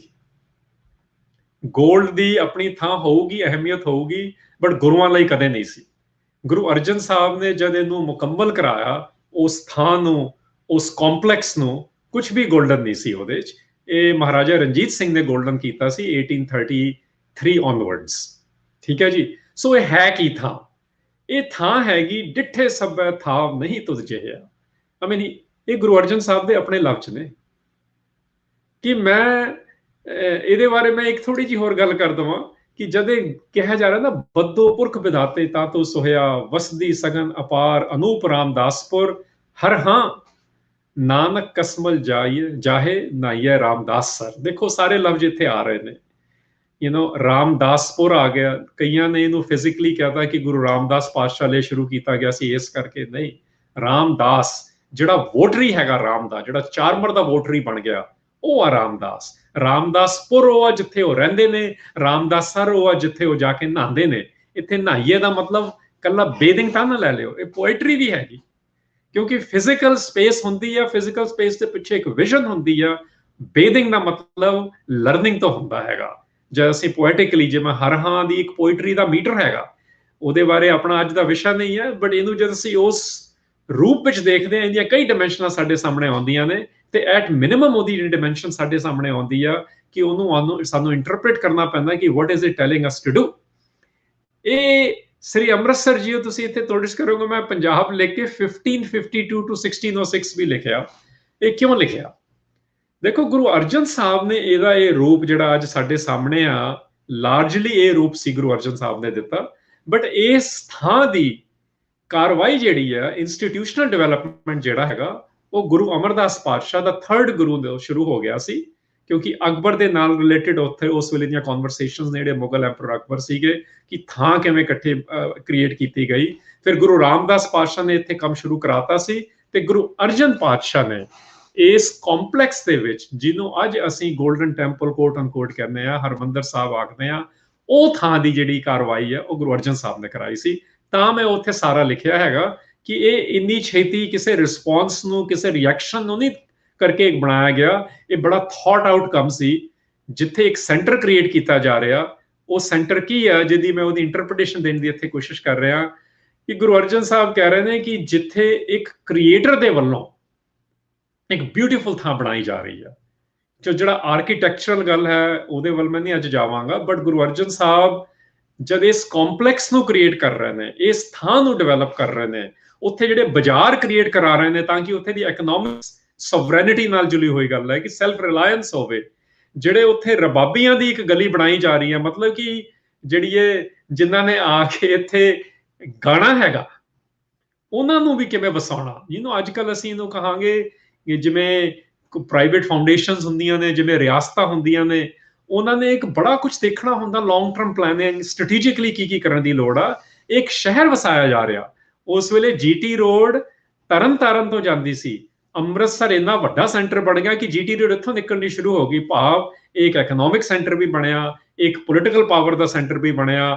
ਤੇ ਗੁਰੂ ਪੀਰੀਅਡ ਦੇ ਵਿੱਚ, ਗੁਰੂ ਅਰਜਨ ਪਾਤਸ਼ਾਹ ਦੇ ਵੇਲੇ, ਇਹਦੇ ਵਿੱਚ ਜਿਹੜੀ ਵਿਜ਼ਨ ਗੁਰੂ ਗ੍ਰੰਥ ਸਾਹਿਬ ਵਿੱਚ ਸੀਗੀ, ਅੰਮ੍ਰਿਤਸਰ ਦੀ, ਰਾਮਦਾਸਪੁਰ ਦੀ, ਦਰਬਾਰ ਦੀ, ਦਰਬਾਰ ਸਾਹਿਬ ਵੀ ਤਾਂ ਹੀ ਆਖਿਆ ਜਾਂਦਾ ਹੈਗਾ, ਉਹ ਸਾਰੀਆਂ ਵਿਜ਼ਨਸ ਇੱਥੇ ਇਕੱਠੀਆਂ ਹੋ ਰਹੀਆਂ ਨੇ। ਕਿਉਂ? ਕਿਉਂਕਿ ਜੋ ਇੱਥੇ ਕ੍ਰੀਏਟ ਕੀਤਾ ਜਾ ਰਿਹਾ ਉਹ ਬੜਾ ਡੈਂਸ ਹੈਗਾ, ਤੇ ਉਹ ਇਨਕੰਪਰੇਬਲ ਹੈਗਾ, ਤੇ ਉਹਦੇ ਵਿੱਚ ਇਨਫਿਨਿਟ ਡਾਇਮੈਂਸ਼ਨਸ ਨੇ। ਤੇ ਜਿਹੜਾ ਇੱਥੇ ਆ ਕੇ ਪੜ ਰਿਹਾ ਹੈ ਨਾ, ਉਹਦੇ ਕ੍ਰਾਈਮਸ ਨਹੀਂ ਰਹਿੰਦੇ, ਉਹਦੇ ਵਿੱਚ ਇੱਕ ਲਾਈਟ, ਇੱਕ ਰੋਸ਼ਨੀ ਆ ਰਹੀ ਹੈ, ਮਤਲਬ ਉਹਦਾ ਗਿਆਨ ਦਾ ਪ੍ਰਕਾਸ਼ ਉਹਦੇ ਵਿੱਚ ਕੀਤਾ ਜਾ ਰਿਹਾ। ਸੋ ਜਿਹੜਾ ਅਸੀਂ ਸਰ ਵਰਡ ਆ, ਪੂਲ ਵਰਡ ਆ, ਉਹਨੂੰ ਐਜ਼ ਅ ਫੈਲੋਸ਼ਿਪ, ਸੰਗਤ ਨੂੰ ਕਿਹਾ ਜਾਂਦਾ। ਰਾਮਦਾਸ ਉਹ ਲੋਕ ਨੇ ਜਿਹੜੇ ਰਾਮ ਦੇ ਰਾਹੀਂ ਮੋਹਿਤ ਨੇ, ਉਹਦੇ ਪ੍ਰਤੀ ਚਾਰਮਡ ਹੋ ਰਹੇ ਨੇ, ਉਹ ਇੱਥੇ ਆ ਕੇ ਸਿੱਖ ਰਹੇ ਨੇ। ਇਸ ਕਰਕੇ ਅਸੀਂ ਪੁਰਾਣੀਆਂ ਤਸਵੀਰਾਂ ਵੀ ਦੇਖਦੇ ਹਾਂ ਦਰਬਾਰ ਸਾਹਿਬ ਦੀਆਂ, ਉੱਥੇ ਅੱਜ ਵੀ ਈਵਨ 1984 ਦੇ ਵਿੱਚ ਸਰਕਾਰ ਨੇ ਕੀਤਾ, ਰੰਧਾਵਾ ਸਾਹਿਬ ਨੇ ਜਿਹੜੀ ਕਵਿਤਾ ਲਿਖੀ ਹੈ ਨਾ, ਉੜਕ ਮੁਕੇਗੀ ਰਾਤ, ਉਹਦੇ ਵਿੱਚ ਵੀ ਲਿਖਤਾ ਕਿ ਜਿੱਥੇ ਦੁਨੀਆ ਮੱਥਾ ਟੇਕਦੀ। ਹੁਣ ਇੱਥੋਂ ਇਮੇਜਿਨ ਕਰੋ ਕਿ ਦਰਬਾਰ ਸਾਹਿਬ ਕੰਪਲੈਕਸ ਕਿਸ ਤਰ੍ਹਾਂ ਇਮੇਜਿਨ ਕੀਤਾ, ਜਿੱਥੇ ਦੁਨੀਆ ਮੱਥਾ ਟੇਕਦੀ, ਜਿੱਥੇ ਇੰਨਾ ਕੁਝ ਕਰਨ ਦੇ ਬਾਵਜੂਦ ਵੀ ਸਰਕਾਰ ਦੇ ਹਿੰਦੁਸਤਾਨ ਦੀ ਸਭ ਕੁਝ ਉਹ ਨਹੀਂ ਬੰਦ ਕਰਾ ਪਾਈ। ਅੱਜ ਵੀ ਤੁਸੀਂ ਦੁਬਾਰਾ ਜਾਓ, ਪਿਛਲੇ 5 ਸਾਲਾਂ 'ਚ ਵੀ ਜਾ ਕੇ ਦੇਖੋ, ਕੋਵਿਡ ਐਰਾ 'ਚ ਵੀ ਦੇਖੋ, how it is an open access to all. This is not just a Sikh centre, that's why ਇਹ ਵਿਜ਼ਨ ਜਿਹੜੀ ਆ ਇਹ ਗੁਰੂ ਗ੍ਰੰਥ ਸਾਹਿਬ ਵਿੱਚ ਆਈ ਹੋਈ ਹੈ। so far I have tried to share with you ਕਿ ਜਿਹੜੀ ਪਹਿਲੇ 2 element. now I'm going to move to the third element। so ਪਹਿਲਾ ਗੁਰੂ ਦੇ ਪਰਫੈਕਸ਼ਨ ਦਾ ਐਲੀਮੈਂਟ ਆ, ਦੂਸਰਾ ਸੀਗਾ ਇੱਕ ਸੈਂਟਰ ਡਿਵੈਲਪ ਕੀਤਾ ਜਾ ਰਿਹਾ। ਹੁਣ ਕੁਐਸਚਨ ਵਿਲ ਬੀ ਕਿ ਸੈਂਟਰ ਜੇ ਡਿਵੈਲਪ ਕੀਤਾ ਜਾਂਦਾ ਕਿਸ ਲਈ ਹੁੰਦਾ? ਓਪਨ ਐਕਸੈਸ ਕ੍ਰੀਏਟ ਕੀਤੀ ਜਾ ਰਹੀ ਆ, ਸਪਿਰਿਚੁਅਲ, ਪੋਲੀਟੀਕਲ, ਇਕਨੋਮਿਕ ਵੈਲਬੀਇੰਗ ਦੀ ਉੱਥੇ ਡਿਵੈਲਪਮੈਂਟਸ ਕੀਤੇ ਜਾ ਰਹੇ ਨੇ, ਬਾਜ਼ਾਰ ਬਣਾਏ ਜਾ ਰਹੇ ਨੇ, ਸ਼ਹਿਰ ਵਸਾਇਆ ਜਾ ਰਿਹਾ। ਇਹਨੂੰ ਜਿਹੜੇ ਯੂਰੋਪੀਅਨ ਰਾਈਟਰਸ ਬਾਅਦ ਚ ਲਿਖਦੇ ਨੇ ਨਾ ਕਿ Guru Arjan had started a state within a state, ਇਹ ਉਹਦੇ ਨਾਲ ਜੁੜੀਆਂ ਹੋਈਆਂ ਗੱਲਾਂ ਨੇ। ਇਹਦੇ ਵਿੱਚ ਜਿਹੜਾ ਗੁਰੂ ਗ੍ਰੰਥ ਸਾਹਿਬ ਵਿੱਚ ਆਇਆ ਇੱਕ ਰਾਜ ਯੋਗ ਦਾ ਆਈਡੀਆ ਕਿ when you are creating a rule, you are creating a governance system. Yog is connection, ਜੇ ਤੁਸੀਂ ਇੱਕ ਰੱਬ ਦੇ ਨਾਲ, ਇੱਕ ਓੰਕਾਰ ਦੇ ਨਾਲ ਮਿਲਣ ਦੀਆਂ ਗੱਲਾਂ ਹੋ ਰਹੀਆਂ ਨੇ, ਉਹ ਇੱਕ ਓਪਨ ਐਕਸੈਸ ਕ੍ਰੀਏਟ ਕੀਤੀ ਜਾ ਰਹੀ ਹੈ ਦੁਨੀਆ ਦੇ ਵਿੱਚ। ਇੱਕ ਪ੍ਰੋਜੈਕਟ ਡਿਵੈਲਪ ਕੀਤਾ ਜਾ ਰਿਹਾ, ਜੇ ਅਸੀਂ ਅੱਜ ਦੀ ਵੋਕੈਬਲਰੀ 'ਚ ਗੱਲ ਕਰੀਏ, the project which the world hadn't seen, ਉਹ ਸੈਂਟਰ ਇੱਥੇ ਤਿਆਰ ਕੀਤਾ ਜਾ ਰਿਹਾ, ਜਿਹਦੀ ਵਿਜ਼ਨ ਗੁਰੂ ਗ੍ਰੰਥ ਸਾਹਿਬ ਵਿੱਚ ਹੀ ਸੀ। ਸੋ ਇਹ ਸੈਂਟਰ ਕਿਉਂ ਆ? ਕਿਉਂਕਿ ਇਸ ਸੈਂਟਰ ਦੇ ਵਿੱਚ ਇੱਕ ਬਹੁਤ ਵੱਡਾ ਕੰਮ ਜਿਹੜਾ ਹੋਣ ਲੱਗਿਆ ਸੀ ਉਸ ਵੇਲੇ, ਜਿਹਨੂੰ ਅੱਜ ਅਸੀਂ ਗੁਰੂ ਗ੍ਰੰਥ ਸਾਹਿਬ ਆਖਦੇ ਹਾਂ। ਇਹ ਥਰਡ ਪੁਆਇੰਟ ਹੈ ਮੇਰਾ। ਹੁਣ ਗੁਰੂ ਗ੍ਰੰਥ ਸਾਹਿਬ ਅੱਜ ਦਾ ਲਫ਼ਜ਼ ਆ, ਬਟ ਇਹਦੇ ਪਿੱਛੇ ਇੱਕ ਵੱਡਾ ਕਾਫਲਾ ਸੀ, ਇਹਦੇ ਪਿੱਛੇ ਇੱਕ ਵੱਡੀ ਟ੍ਰੈਡੀਸ਼ਨ ਗੁਰੂ ਨਾਨਕ ਪਾਤਸ਼ਾਹ ਦੇ ਵੇਲੇ ਦੀ ਚੱਲ ਰਹੀ ਹੈ। ਉਹ ਕੀ ਆ? ਇਹਨੂੰ ਮੈਂ ਚਾਰਟਰ ਆਖ ਰਿਹਾ, ਬਟ ਉਹ ਮੈਂ ਇੰਟਰਪ੍ਰੀਟ ਬਾਅਦ ਚ ਕਰਾਂਗਾ। ਸ਼ਬਦ ਵਰਡ ਜਿਹੜਾ ਗੁਰਬਾਣੀ ਵਿੱਚ, ਜਿਹਨੂੰ ਅੱਜ ਕੱਲ੍ਹ ਸ਼ਬਦ ਆਖਿਆ ਜਾਂਦਾ, ਦੇਖੋ ਸ਼ਬਦ ਕੱਲਾ ਹਿਮ ਜਾਂ ਇੱਕ ਸਟੈਂਜ਼ਾ ਨਹੀਂ ਹੁੰਦਾ, ਉਹ ਇੱਕ ਮੀਟਰ ਦੇ ਲੈਵਲ ਤੇ, ਪੋਇਟਰੀ ਦੇ ਲੈਵਲ ਤੇ ਅਸੀਂ ਗੱਲ ਨੂੰ ਸਮਝਦੇ ਹਾਂ। ਬਟ ਸ਼ਬਦ ਦਾ ਜਿਹੜਾ ਅੰਤਰੀਵ ਭਾਵ ਹੈਗਾ, ਐਟਮੋਲੋਜੀਕਲ ਮੀਨਿੰਗ ਹੈਗਾ, ਜਿਹਨੂੰ ਅਸੀਂ ਨਿਰੁਕਤੀ ਕਹਿੰਦੇ ਹਾਂ ਅੱਜ ਦੀ ਪੰਜਾਬੀ ਦੇ ਵਿੱਚ, ਉਹ ਹੈਗਾ ਵਿਜ਼ਡਮ ਦੇ ਨਾਲ ਜੁੜਿਆ ਹੋਇਆ, ਗਿਆਨ ਦੇ ਨਾਲ। ਉਹ ਗਿਆਨ ਜਿਹੜਾ ਕੈਪੀਟਲ W ਨਾਲ ਆਊਗਾ, ਉਹ ਗਿਆਨ ਜਿਹੜਾ ਹਰ ਵੇਲੇ ਆ, ਉਹ ਕਿਸੇ ਅੱਜ ਨਹੀਂ ਸ਼ੁਰੂ ਹੋਇਆ ਤੇ 1469 ਚ ਨਹੀਂ ਸ਼ੁਰੂ ਹੋਇਆ, ਜਿਹੜਾ ਜਦ ਦੀ ਕਾਇਨਾਤ ਬਣੀ ਆ, ਜਦ ਦਾ ਇੱਕ ਨੇ ਇਸ ਦੁਨੀਆ ਦਾ ਪਸਾਰਾ ਕ੍ਰੀਏਟ ਕੀਤਾ, ਉਹ ਸ਼ਬਦ ਦਾ ਅਸਗਾਹ ਫੈਲਿਆ ਹੋਇਆ।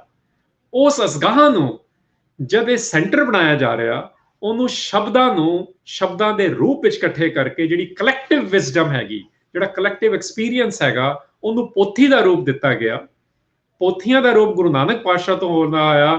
ਗੁਰੂ ਅਰਜਨ ਪਾਤਸ਼ਾਹ ਨੇ ਫਿਰ ਉਹਨੂੰ ਇੱਕ ਆਦ ਗ੍ਰੰਥ ਵਰਡ ਜਿਹੜਾ ਯੂਜ਼ ਕੀਤਾ ਜਾਂਦਾ, ਦਾ ਪ੍ਰਾਇਮਰੀ ਔਰ ਦਾ ਫਰਸਟ ਐਂਥੋਲੋਜੀ, ਉਹ ਗੁਰੂ ਅਰਜਨ ਸਾਹਿਬ ਨੇ ਕ੍ਰੀਏਟ ਕੀਤੀ। ਹੁਣ ਤੁਸੀਂ ਇਮੇਜਿਨ ਕਰੋ, ਕਈ ਤੁਹਾਡੇ ਵਿੱਚੋਂ ਰਾਈਟਰਸ ਨੇ, ਸਕਾਲਰਸ ਵੀ ਨੇ, ਤੁਸੀਂ ਕੋਈ ਐਡੀਟੋਰੀਅਲ ਵਰਕ ਵੀ ਇਕੱਠਾ ਕਰਨਾ ਹੋਵੇ, ਕਿੰਨਾ ਵੱਡਾ ਕੰਮ ਹੁੰਦਾ। ਤੇ ਇੱਥੇ ਉਹ ਆ ਕਿ ਦੁਨੀਆ ਦੇ ਲੋਕੀ ਆਪਣੀਆਂ ਚੀਜ਼ਾਂ ਲੈ ਕੇ ਆ ਰਹੇ ਨੇ, ਤੇ ਉਹਦੇ ਵਿੱਚ ਜਿਹਨੂੰ ਅੱਜ ਕੱਲ੍ਹ ਅਸੀਂ LGBTQIA ਇਸ਼ੂਜ਼ ਕਹਿੰਦੇ ਆ, ਪਲੱਸ ਇਸ਼ੂਜ਼ ਕਹਿੰਦੇ ਆ, ਹੋਮੋਸੈਕਸ਼ੂਅਲਸ ਵੀ ਜਿਹੜੇ ਮੰਨੇ ਜਾਂਦੇ ਨੇ ਲਾਹੌਰ ਦੇ ਵਿੱਚ, ਜਿਹੜੇ ਅੱਜ ਵੀ ਫੈਸਟੀਵਲ ਦੇ ਰੂਪ ਵਿੱਚ ਸੈਲੀਬ੍ਰੇਟ ਕੀਤੇ ਜਾਂਦੇ ਨੇ, ਉਹ ਵੀ ਆਪਣੀਆਂ ਬਾਣੀਆਂ ਲੈ ਕੇ ਆ ਰਹੇ ਸੀ। ਮਤਲਬ ਕਿੰਨੀ ਵੱਡੀ ਓਪਨ ਤੇ ਐਕਸੈਸ ਗੱਲ 400 ਸਾਲ ਪਹਿਲਾਂ ਵੀ ਹੋ ਰਹੀ ਆ। ਇਹਦੇ ਵੱਲ ਮੇਰਾ ਇਸ਼ਾਰਾ। ਹੁਣ ਇਹ ਗੁਰੂ ਗ੍ਰੰਥ ਸਾਹਿਬ ਹੈ ਕੀ? ਦੇਖੋ ਗੁਰੂ ਗ੍ਰੰਥ ਸਾਹਿਬ ਦੇ ਵਿੱਚ ਜਿਹੜਾ ਇੱਕ ਓੰਕਾਰ ਦਾ ਆਈਡੀਆ ਨਾ, ਇਹ ਸਮਝਣਾ ਬਹੁਤ ਜ਼ਰੂਰੀ ਆ। ਇੱਕ ਓੰਕਾਰ ਦਾ ਲਫ਼ਜ਼ੀ ਮੀਨਿੰਗ ਰੱਬ ਇੱਕ ਹੈ ਨਹੀਂ ਆ। ਗੁਸਤਾਖੀ ਇੱਥੇ ਮਾਫ ਕਰਿਓ, ਜੇ ਉਹਦਾ ਮਤਲਬ ਇਹ ਹੁੰਦਾ ਤਾਂ ਗੁਰੂ ਨਾਨਕ ਸਾਹਿਬ ਨੇ ਰੱਬ ਇੱਕ ਹੈ ਹੀ ਲਿਖ ਦੇਣਾ ਸੀ। ਇੱਕ ਐਲਫਾ ਨਿਊਮੈਰੀਕਲ ਫੋਨੈਟਿਕ ਸਿਗਨੀਫਾਇਰ ਆ, ਜੇ ਮੈਂ ਟੈਕਨੀਕਲ ਗੱਲ ਕਰਾਂ, ਬਟ ਜੇ ਅਸੀਂ ਸਿੱਧੇ ਲਫ਼ਜ਼ਾਂ 'ਚ ਗੱਲ ਕਰੀਏ, ਇੱਕ ਓੰਕਾਰ ਦਾ ਇੱਕ ਲੈਟਰ ਨੰਬਰ ਲੱਗ ਗਿਆ, ਉੱਥੇ ਨਿਊਮਰਲ ਲੱਗ ਗਿਆ ਹੈਗਾ। ਨਿਊਮਰਲ ਲੱਗਦਾ ਮਤਲਬ ਇੱਕ, 1/4 ਮੈਂ ਇਹਦੀ ਇੰਟਰਪ੍ਰੀਟੇਸ਼ਨ ਕਰ ਰਿਹਾ, ਬਟ ਇੱਕ ਹੈ, 1 ਇਜ਼, ਇੱਕ ਦੀ ਰਿਐਲਿਟੀ ਆ। ਉਹ ਰਿਐਲਿਟੀ ਨੂੰ ਲੋਕਾਂ ਨੇ, ਮਜ਼ਹਬਾਂ ਨੇ, ਫਲਸਫਿਆਂ ਨੇ ਵੱਖਰੇ ਵੱਖਰੇ ਤਰੀਕੇ ਨਾਲ ਪੇਸ਼ ਕੀਤਾ ਹੋਇਆ ਸੀ। ਜਿਵੇਂ ਹਿੰਦੁਸਤਾਨੀ ਪਰੰਪਰਾ ਵਿੱਚ ਜਿਹਦੀ ਇੰਟਰਪ੍ਰੀਟੇਸ਼ਨ ਵੀ ਕਈ ਕਰਦੇ ਨੇ, ਉਹ ਕਹਿੰਦੇ ਨੇ ਜੀ ਇਹਦੇ 'ਚ ਬ੍ਰਹਮਾ, ਵਿਸ਼ਨੂੰ, ਮਹੇਸ਼ ਤਿੰਨਾਂ ਦੇ ਆ ਗਏ, ਇੱਕ ਪਾਲਣ ਵਾਲਾ, ਇੱਕ ਮਾਰਨ ਵਾਲਾ, ਇੱਕ ਪੈਦਾ ਕਰਨ ਵਾਲਾ। ਜਦੋਂ ਉਹਨੂੰ ਸਮੈਟਿਕ ਟ੍ਰੈਡੀਸ਼ਨ ਤੋਂ ਦੇਖਦੇ ਆ, ਫਿਰ ਅਸੀਂ ਕਹਿੰਦੇ ਆ ਸਟ੍ਰਿਕਟਲੀ ਮੋਨੋਥੀਇਸਟਿਕ ਬਣਾਤਾ। ਦੇਖੋ ਇਹ ਸਭ ਚੀਜ਼ਾਂ ਜਿਹੜੀਆਂ ਨੇ ਐਕਸਪਲੇਨੇਸ਼ਨਸ ਨੇ, ਬਟ ਗੁਰੂ ਨਾਨਕ ਸਾਹਿਬ ਨੇ ਇਹਨੂੰ ਸਿੱਧੇ ਲਫ਼ਜ਼ਾਂ ਵਿੱਚ ਇੱਕ ਓੰਕਾਰ ਹੀ ਕਿਹਾ। ਸੋ ਵਾਟ ਇਜ਼ ਗੁਰੂ ਗ੍ਰੰਥ ਸਾਹਿਬ?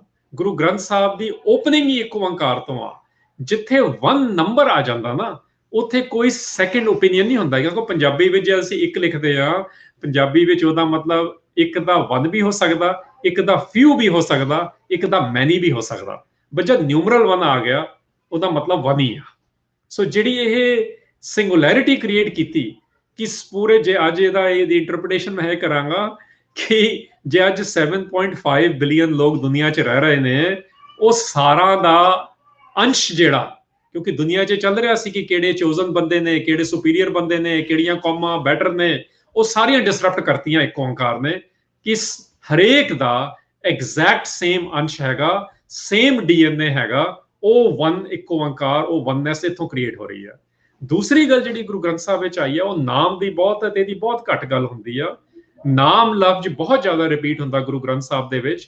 ਨਾਮ ਦਾ ਸਿੰਪਲ ਮਤਲਬ ਦੇਖੋ ਆਈਡੈਂਟੀਟੀ ਤੋਂ ਹੈਗਾ। ਨਾਮ ਇੱਕ ਤੁਹਾਡਾ ਜੇ ਨਾਮ ਵੀ ਹੈਗਾ, ਜਿਵੇਂ ਉਰਦੂ ਵਿੱਚ ਵੀ ਆਪਾਂ ਕਹਿੰਦੇ ਕਿ ਆਪਕਾ ਇਸਮੇ ਸ਼ਰੀਫ ਕਿਆ ਹੈ, ਤੁਹਾਡਾ ਇਸਮੇ ਸ਼ਰੀਫ ਕੀ ਹੈ, ਤੁਹਾਡਾ ਨਾਂ ਕੀ ਹੈਗਾ। ਆਮ ਪੰਜਾਬੀ 'ਚ ਨਾਂ ਆਖਿਆ ਜਾਂਦਾ। ਨਾਂ ਦੇ ਬੜੇ ਮੀਨਿੰਗ ਨੇ, ਨਾਂ ਦਾ ਇੱਕ ਇਹ ਵੀ ਮੀਨਿੰਗ ਹੈ ਉਹ ਬੰਦੇ ਦਾ ਬੜਾ ਨਾਂ, which means ਕਿ ਉਹਦੀ ਕੋਈ ਹੈਸੀਅਤ ਆ। they are all identifying something। ਸੋ ਜਿਹੜਾ ਇੱਕ ਓਂਕਾਰ ਨੂੰ ਜਿਹੜੀ ਚੀਜ਼ ਆਈਡੈਂਟੀਫਾਈ ਕਰ ਰਹੀ ਆ ਉਹ ਨਾਮ ਆ। ਕੋਈ ਗਾ ਕੇ ਕਰਦਾ, ਕੋਈ ਲਿਖ ਕੇ ਕਰਦਾ, ਕੋਈ ਬੋਲ ਕੇ ਕਰਦਾ, ਕੋਈ ਸੇਵਾ ਕਰਕੇ ਕਰਦਾ। ਇਹਦੀਆਂ ਅਨਲਿਮਿਟਿਡ ਤਹਾਂ ਨੇ, ਉਹ ਇੱਕ ਨਾਮ ਦਾ ਕਲਚਰ ਆ। ਤਾਂ ਹੀ ਤੁਸੀਂ ਦੇਖੋਗੇ ਸਿੱਖਾਂ ਵਿੱਚ ਕੋਈ ਇੱਕ ਪਰੰਪਰਾ ਨਹੀਂ ਆ, ਕੋਈ ਇੱਕ ਨੁਸਖਾ ਨਹੀਂ ਆ, ਕੋਈ ਫਾਰਮੂਲਾ ਨਹੀਂ ਆ ਉਹਦੇ ਨਾਲ ਜੁੜਨ ਦਾ। ਉਹਦੇ ਨਾਲ ਜੁੜਨ ਦੇ ਬੜੇ ਤਰੀਕੇ ਨੇ। ਉਹ ਤੁਹਾਡੀ ਪਰਸਨਲ ਰਿਲੇਸ਼ਨਸ਼ਿਪ ਕਿਵੇਂ ਉਹਦੇ ਨਾਲ ਇੰਟੀਮੇਟਲੀ ਕ੍ਰੀਏਟ ਕਰਦੀ ਹੈ ਇੱਕ ਓਂਕਾਰ ਦੇ ਨਾਲ।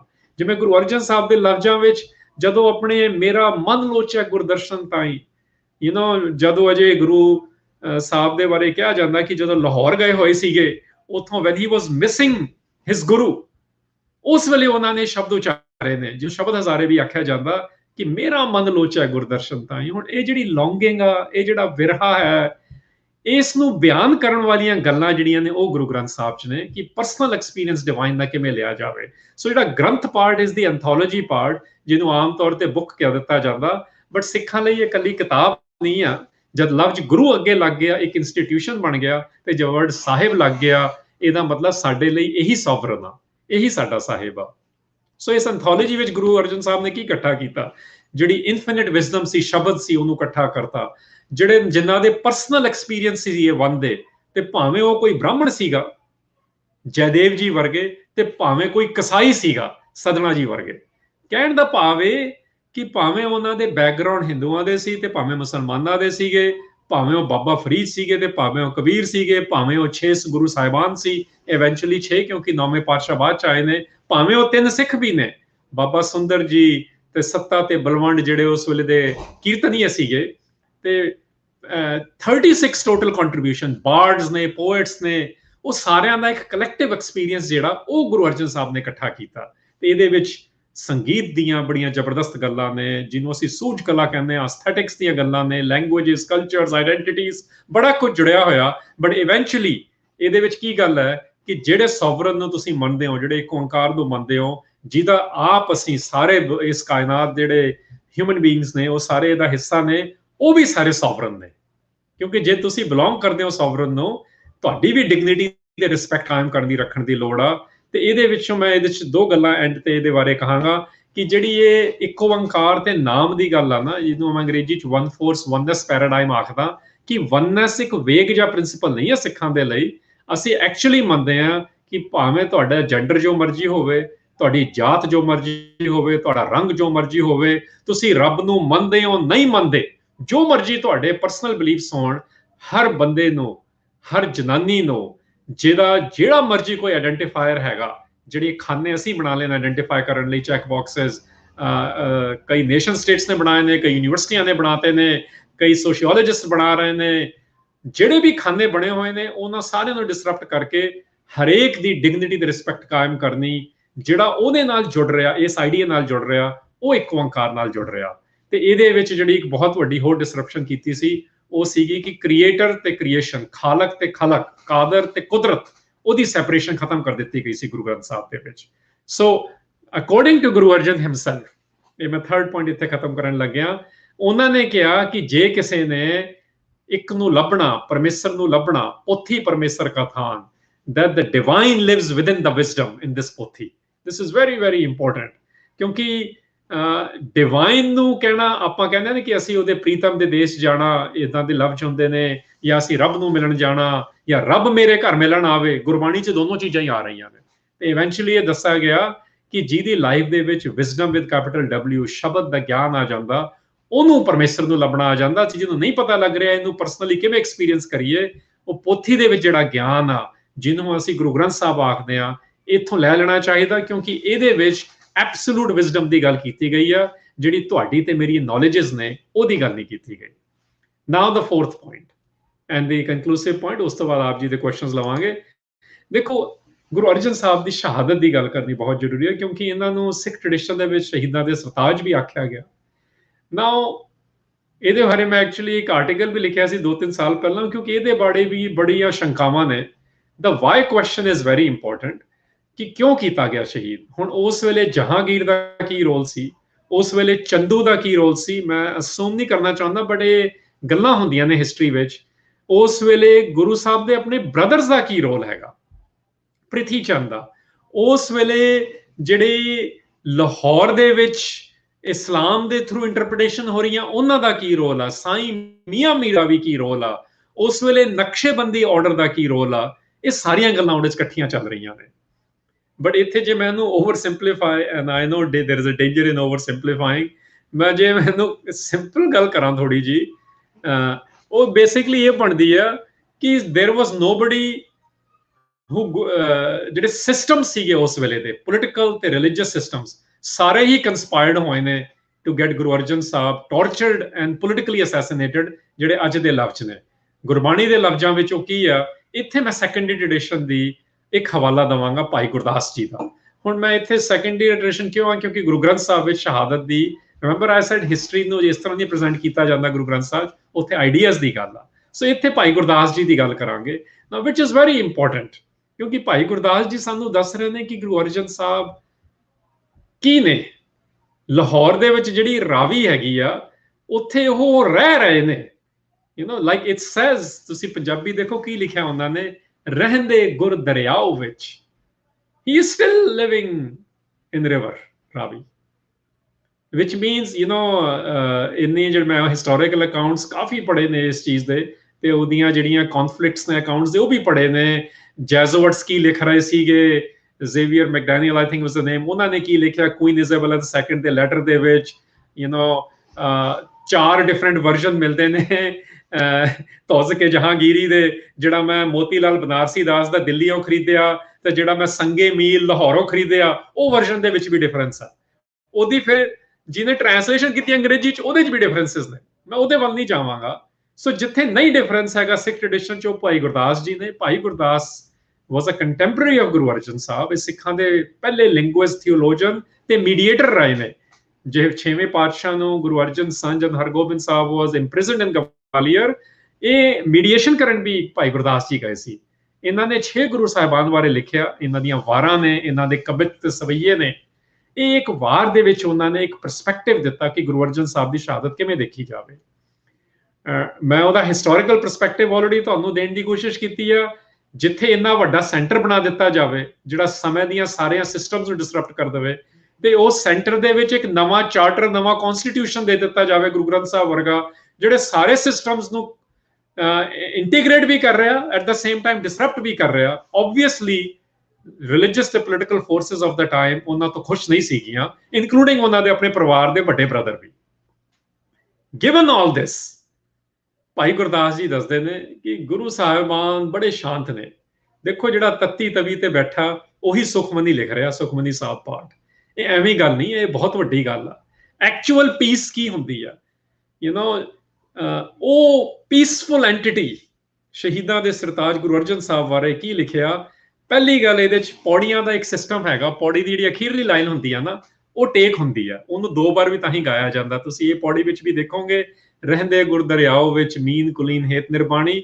ਮੈਂ ਸਕਿਪ ਕਰਾਂ ਲਾਈਨਾਂ, ਜੇ ਐਂਡ ਤੇ ਪੜੋਗੇ ਉਹ ਆਊਗਾ, ਗੁਰੂ ਅਰਜਨ ਵਿਟੋਂ ਕੁਰਬਾਨੀ, ਗੁਰੂ ਅਰਜਨ ਵਿਟੋਂ ਕੁਰਬਾਨੀ। ਹੁਣ ਕੁਰਬਾਨ ਲਫ਼ਜ਼ ਸਾਡਾ ਨੇਟਿਵ ਵਰਡ ਆ, ਮਾਰਟੀਰਡਮ ਉਹਦੀ ਅੰਗਰੇਜ਼ੀ ਹੋਈ। ਕੁਰਬਾਨ ਲਫ਼ਜ਼ ਕੀ ਹੈ? ਦੇਖੋ, ਕੁਰਬਾਨੀ ਵਿੱਚ ਸਮੈਟਿਕ ਟ੍ਰੈਡੀਸ਼ਨ ਦੇ ਪਿੱਛੇ ਬਹੁਤ ਵੱਡੀਆਂ ਗੱਲਾਂ ਖੜੀਆਂ ਨੇ, ਜਿਹਦੇ ਮਤਲਬ ਸੈਕਰੀਫਾਈਸ ਵੀ ਆ, ਜਿਹਦਾ ਮਤਲਬ ਅਡੋਰ ਕਰਨਾ ਵੀ ਆ, ਜਿਹਦਾ ਮਤਲਬ ਡਿਵੋਟਿਡ ਵੀ ਆ, ਜਿਹਦਾ ਮਤਲਬ ਹੈ ਕਿ ਜਿਹਦੇ ਬਾਰੇ ਆਮ ਪੰਜਾਬੀ, ਜੇ ਕਿਸੇ ਦਾ ਵਿਆਹ ਹੋਵੇ ਜਾਂ ਕੁਝ ਹੋਵੇ, ਆਪਾਂ ਪੈਸੇ ਵਾਰਦੇ ਨੇ, ਇੱਕ ਜੈਸਚਰਸ ਕਰਦੇ ਆ, ਵਿਚ ਮੀਨਸ ਜਿੰਨੀ ਵੀ ਮੇਰੇ ਕੋਲ ਚੀਜ਼ਾਂ ਨੇ, ਜਿੰਨੀ ਵੀ ਮੇਰੇ ਕੋਲ ਸਟਰੈਂਥ ਆ, ਸਿੱਖ ਟ੍ਰੈਡੀਸ਼ਨ ਵਿੱਚ ਇਹ ਕਿਹਾ ਜਾਂਦਾ ਜਿਹੜਾ ਵੀ ਮੇਰੇ ਕੋਲ ਇੰਟੈਲੈਕਚੁਅਲ ਸਟਰੈਂਥ ਆ ਮਨ, ਜਿੰਨੀ ਵੀ ਮੇਰੇ ਕੋਲ ਫਿਜ਼ੀਕਲ ਸਟਰੈਂਥ ਆ ਤਨ, ਤੇ ਜਿੰਨੀ ਵੀ ਮੇਰੇ ਕੋਲ ਮੋਨਿਟਰੀ ਸਟਰੈਂਥ ਆ ਧਨ, ਇਹ ਸਾਰੀਆਂ ਚੀਜ਼ਾਂ ਮੈਂ I'm willing to give up in the name of the Guru is what Guru Arjan Bhai Gurdas ji is saying। ਉਹ ਇਹ ਦੱਸ ਰਹੇ ਨੇ ਕਿ ਇੱਕ ਸ਼ਾਮ ਇਸ ਤਰ੍ਹਾਂ ਦੀ ਆਈ ਟੌਰਚਰਸ ਕਿ ਗੁਰੂ ਨੇ ਇਨਸਲਟ ਨਹੀਂ ਲੈਂਦੇ। ਇੱਥੇ ਮੈਂ ਇਹ ਗੱਲ ਕਰਨ ਦੀ ਕੋਸ਼ਿਸ਼ ਕਰ ਰਿਹਾ ਕਿ when they thought of insulting him, he was tortured and he was fine with it, but when he entered the river, he stayed in the river। ਇੱਕ ਪੋਇਟਿਕ ਤਰੀਕਾ ਗੱਲ ਕਰਨ ਦਾ। ਇਸ ਪੋਇਟਰੀ ਦੇ ਵਿੱਚ ਕੀ ਆ ਰਿਹਾ? ਇਸ ਪੋਇਟਰੀ ਦੇ ਵਿੱਚ ਆ ਰਿਹਾ ਕਿ ਗੁਰੂ ਇੱਕ ਬੜੇ ਫਰੀडम ਵਾਲੀ ਸਟੇਟ ਵਿੱਚ ਜੀ ਰਹੇ ਨੇ। ਉਹ ਜਿਵੇਂ ਮੱਛੀ ਦਰਿਆ ਦੇ ਵਿੱਚ ਹੁੰਦੀ ਆ, ਜਿਵੇਂ ਇੱਕ ਲਾਈਟ ਮੌਥ ਦੀ ਗੱਲ ਆਉਂਦੀ ਹੈ ਨਾ, ਤਰੰਗੇ ਪਤੰਗੇ ਦੀ ਗੱਲ ਆਉਂਦੀ ਆ, ਕਹਿੰਦੇ ਉਹ ਲਾਈਟ ਵਿੱਚ ਹੀ ਜੀਂਦੇ ਨੇ। ਇਸ ਕਿਸਮ ਦੀ ਜਿਹੜੀ ਗਿਆਨ ਆ, ਕੌਨਸ਼ੀਅਸਨੈਸ ਵਾਲਾ ਗਿਆਨ ਆ, ਉਹ ਉਹਨਾਂ ਨੇ ਦਿੱਤਾ। ਤੇ ਬਬੀਹੇ ਦਾ ਵੀ ਐਗਜ਼ਾਮਪਲ ਆ, ਬੜਾ ਕੁਝ ਹੋ ਰਿਹਾ, ਬਟ ਟਾਈਮ ਪੂਰਾ ਹੋ ਰਿਹਾ, ਇਸ ਕਰਕੇ ਮੈਂ ਗੱਲ ਖਤਮ ਕਰਾਵਾਂ ਕਿ ਗੁਰੂ ਅਰਜਨ ਸਾਹਿਬ ਨੂੰ ਭਾਈ ਗੁਰਦਾਸ ਜੀ ਦੱਸ ਰਹੇ ਨੇ ਕਿ ਕਿਉਂ ਅਸੀਂ ਅਡੋਰ ਕਰਦੇ ਹਾਂ, ਕਿਉਂਕਿ ਉਹ ਦਰਿਆ ਵਿੱਚ ਰਹਿਣ ਚਲੇ ਗਏ। ਉਹਨਾਂ ਦੀ ਜਿਹੜੀ ਕੁਰਬਾਨੀ ਹੈਗੀ, ਉਹਨਾਂ ਦੇ ਪ੍ਰਤੀ ਮੈਂ ਜਿਹੜਾ ਕੁਰਬਾਨ ਜਾਨਾ, ਉਹਨਾਂ ਦਾ ਜਿਹੜਾ ਮਾਰਟਰਡਮ ਆ, ਇਹ ਸਿੱਖ ਟ੍ਰੈਡੀਸ਼ਨ ਦਾ ਇੱਕ ਬਹੁਤ ਵੱਡਾ ਹਿੱਸਾ ਬਣ ਜਾਂਦਾ ਕਿ ਸਾਨੂੰ ਟੌਰਚਰ ਵੀ ਐਕਸੈਪਟ ਕਰਨਾ, ਫੋਰਬੇਅਰ ਕਰਨਾ ਆ ਜਾਊਗਾ ਜੇ ਅਸੀਂ ਵਿਜ਼ਡਮ ਤੇ ਸੈਂਟਰਸ ਨੂੰ ਬਚਾਉਣ ਲਈ ਖੜੇ ਆ, ਜੋ ਗੁਰੂ ਅਰਜਨ ਸਾਹਿਬ ਨੇ ਕੀਤਾ। ਅਖੀਰ ਦੇ ਵਿੱਚ I will pause here at this slide ਕਿ ਗੁਰੂ ਅਰਜਨ ਸਾਹਿਬ ਬਾਰੇ ਇਵੈਂਚੁਅਲੀ ਸਿੱਖ ਟ੍ਰੈਡੀਸ਼ਨ ਗੁਰੂ ਗ੍ਰੰਥ ਸਾਹਿਬ ਕੀ ਮੰਨਦਾ? ਇਹ ਮੰਨਦਾ ਹੈਗਾ ਇਹ ਇੱਕ ਮਥਰਾ, ਇੱਕ ਬਾਰਡ ਨੇ, ਇੱਕ ਭੱਟ ਨੇ। ਭੱਟ ਇੱਕ ਸਰਸਵਤ ਬ੍ਰਾਹਮਣ ਹੁੰਦੇ ਸੀਗੇ। ਸਰਸਵਤ ਬ੍ਰਾਹਮਣ ਉਹ ਟ੍ਰੈਡੀਸ਼ਨ ਸੀ ਪੋਇਟਸ ਦਾ ਹਿੰਦੁਸਤਾਨੀ ਪਰੰਪਰਾ ਦੇ ਵਿੱਚ, ਜਿਹੜੇ ਕੋਰਟ ਪੋਇਟਸ ਆਖੇ ਜਾਂਦੇ ਸੀ, ਜਿਨ੍ਹਾਂ ਨੂੰ ਅੱਜ ਅਸੀਂ ਕਹਿ ਸਕਦੇ ਹਾਂ ਨੋਬਲ ਲੌਰੀਏਟਸ ਨੇ ਜਾਂ ਨੈਸ਼ਨਲ ਲੌਰੀਏਟਸ ਨੇ। ਉਹਨਾਂ ਦਾ ਸਟੇਟਮੈਂਟ ਜਿਹੜੇ ਗੁਰੂ ਅਰਜਨ ਸਾਹਿਬ ਦੀ ਕੋਰਟ ਵਿੱਚ ਸੀ, ਉਹਨਾਂ ਦਾ ਸਟੇਟਮੈਂਟ ਇੱਕ ਹੈਗਾ, ਭੰਨ ਮਥਰਾ ਕਛ ਭੇਦ ਨਹੀਂ, ਗੁਰ ਅਰਜਨ ਪ੍ਰਤੱਖ ਹਰ। ਮਥਰਾ ਇਜ਼ ਹਿਸ ਨੇਮ, ਭੰਨਣਾ ਹੁੰਦਾ ਬੋਲਣਾ, ਪ੍ਰੋਕਲੇਮ ਕਰਨਾ। ਕਹਿੰਦੇ ਕਛ ਭੇਦ ਨਹੀਂ, ਕੋਈ ਫਰਕ ਨਹੀਂ ਹੈ ਹਰ ਤੇ ਗੁਰੂ ਅਰਜਨ ਦੇ ਵਿੱਚ। ਜੇ ਕਿਸੇ ਨੇ ਐਮਬੋਡੀਮੈਂਟ ਦੇਖਣੀ ਆ ਵਨ ਦੀ, ਹਰ ਦੀ, ਹਰ ਦੇ ਮੀਨਿੰਗ ਉੱਥੇ ਮੈਂ ਲਿਖੇ ਨੇ ਦ ਵਨ, ਇੱਕੋ ਓੰਕਾਰ, ਜਿਹੜਾ ਫੀਅਰ ਐਲੀਮੀਨੇਟ ਕਰਦੇ, ਜਿਹੜੇ ਆਲ ਪਰਵੇਸਿਵ ਨੇ। ਕਹਿੰਦੇ if somebody wants to see the embodiment of the ਹਰ, ਉਹ ਗੁਰੂ ਅਰਜਨ ਦੇ ਵਿੱਚ ਦੇਖੀ ਜਾ ਸਕਦੀ ਆ, ਕਿਉਂਕਿ ਉਹਨਾਂ ਦੀ ਲਾਈਫ ਜਿਹੜੀ ਆ ਉਹ ਟੈਸਟ ਬਣੀ ਆ ਕਿ ਕਿਸ ਤਰ੍ਹਾਂ ਆਪਣੇ ਆਪ ਨੂੰ ਡਿਵੈਲਪ ਕਰਨਾ। ਜਿੰਨਾ ਉਹਨਾਂ ਨੇ ਰਾਈਟਿੰਗ ਦਾ ਕੰਮ ਕੀਤਾ, ਜਿੰਨਾ ਉਹਨਾਂ ਨੇ ਇਕਨੋਮਿਕ ਡਿਵੈਲਪਮੈਂਟ ਦਾ ਕੰਮ ਕੀਤਾ, ਜਿੰਨਾ ਉਹਨਾਂ ਨੇ ਇਸ ਸੈਂਟਰ ਦਰਬਾਰ ਸਾਹਿਬ ਕੰਪਲੈਕਸ ਬਣਾਉਣ ਦਾ ਕੰਮ ਕੀਤਾ, ਤੇ ਉਹ ਸਾਰਾ ਕਰਕੇ ਫਿਰ ਆਪਣੀ ਸ਼ਹਾਦਤ ਵੀ ਦਿੱਤੀ। If you want to see how to become divine like, then you'd see it in the life of Guru Arjan। That's where I want to stop and say ਕਿ ਹੋਪਫੁਲੀ ਤੁਹਾਨੂੰ ਕੁਝ ਝਲਕੀਆਂ ਦਿੱਤੀਆਂ ਗਈਆਂ ਹੋਣ, ਸ਼ੇਅਰ ਕੀਤੀਆਂ ਨੇ, ਮੈਂ ਆਪ ਜੀ ਨੂੰ ਮਿਲੀਆਂ ਹੋਣਗੀਆਂ ਕਿ ਗੁਰੂ ਅਰਜਨ ਸਾਹਿਬ ਦੀ ਲਾਈਫ ਪ੍ਰਾਇਮਰੀ ਸੋਰਸ ਤੇ ਕਿਵੇਂ ਦੇਖੀ ਜਾਵੇ, ਤੇ ਇੱਕ ਸੈਕੰਡਰੀ ਸੋਰਸ ਦਾ ਹਵਾਲਾ ਦਿੱਤਾ ਕਿ ਨਜ਼ਰੀਆ ਕੀ ਹੈ ਕੁਰਬਾਨੀ ਦਾ, ਨਜ਼ਰੀਆ ਕੀ ਹੈ ਮਾਰਟਰਡਮ ਦਾ, ਕਿ ਦਰਿਆ ਵਿੱਚ ਰਹਿਣ ਦਾ ਕੀ ਮਤਲਬ ਆ ਜਿਹੜੇ ਅੱਜ ਵੀ ਉੱਥੇ ਰਹਿ ਰਹੇ ਨੇ। ਹੋਪਫੁਲੀ ਇਹ ਕੁਝ ਚੀਜ਼ਾਂ ਆਪ ਜੀ ਨੂੰ ਮਦਦ ਕਰਨਗੀਆਂ ਗੁਰੂ ਅਰਜਨ ਸਾਹਿਬ ਦੀ ਲਾਈਫ ਤੇ ਟਾਈਮਸ ਨੂੰ ਸਮਝਣ ਦੇ ਲਈ।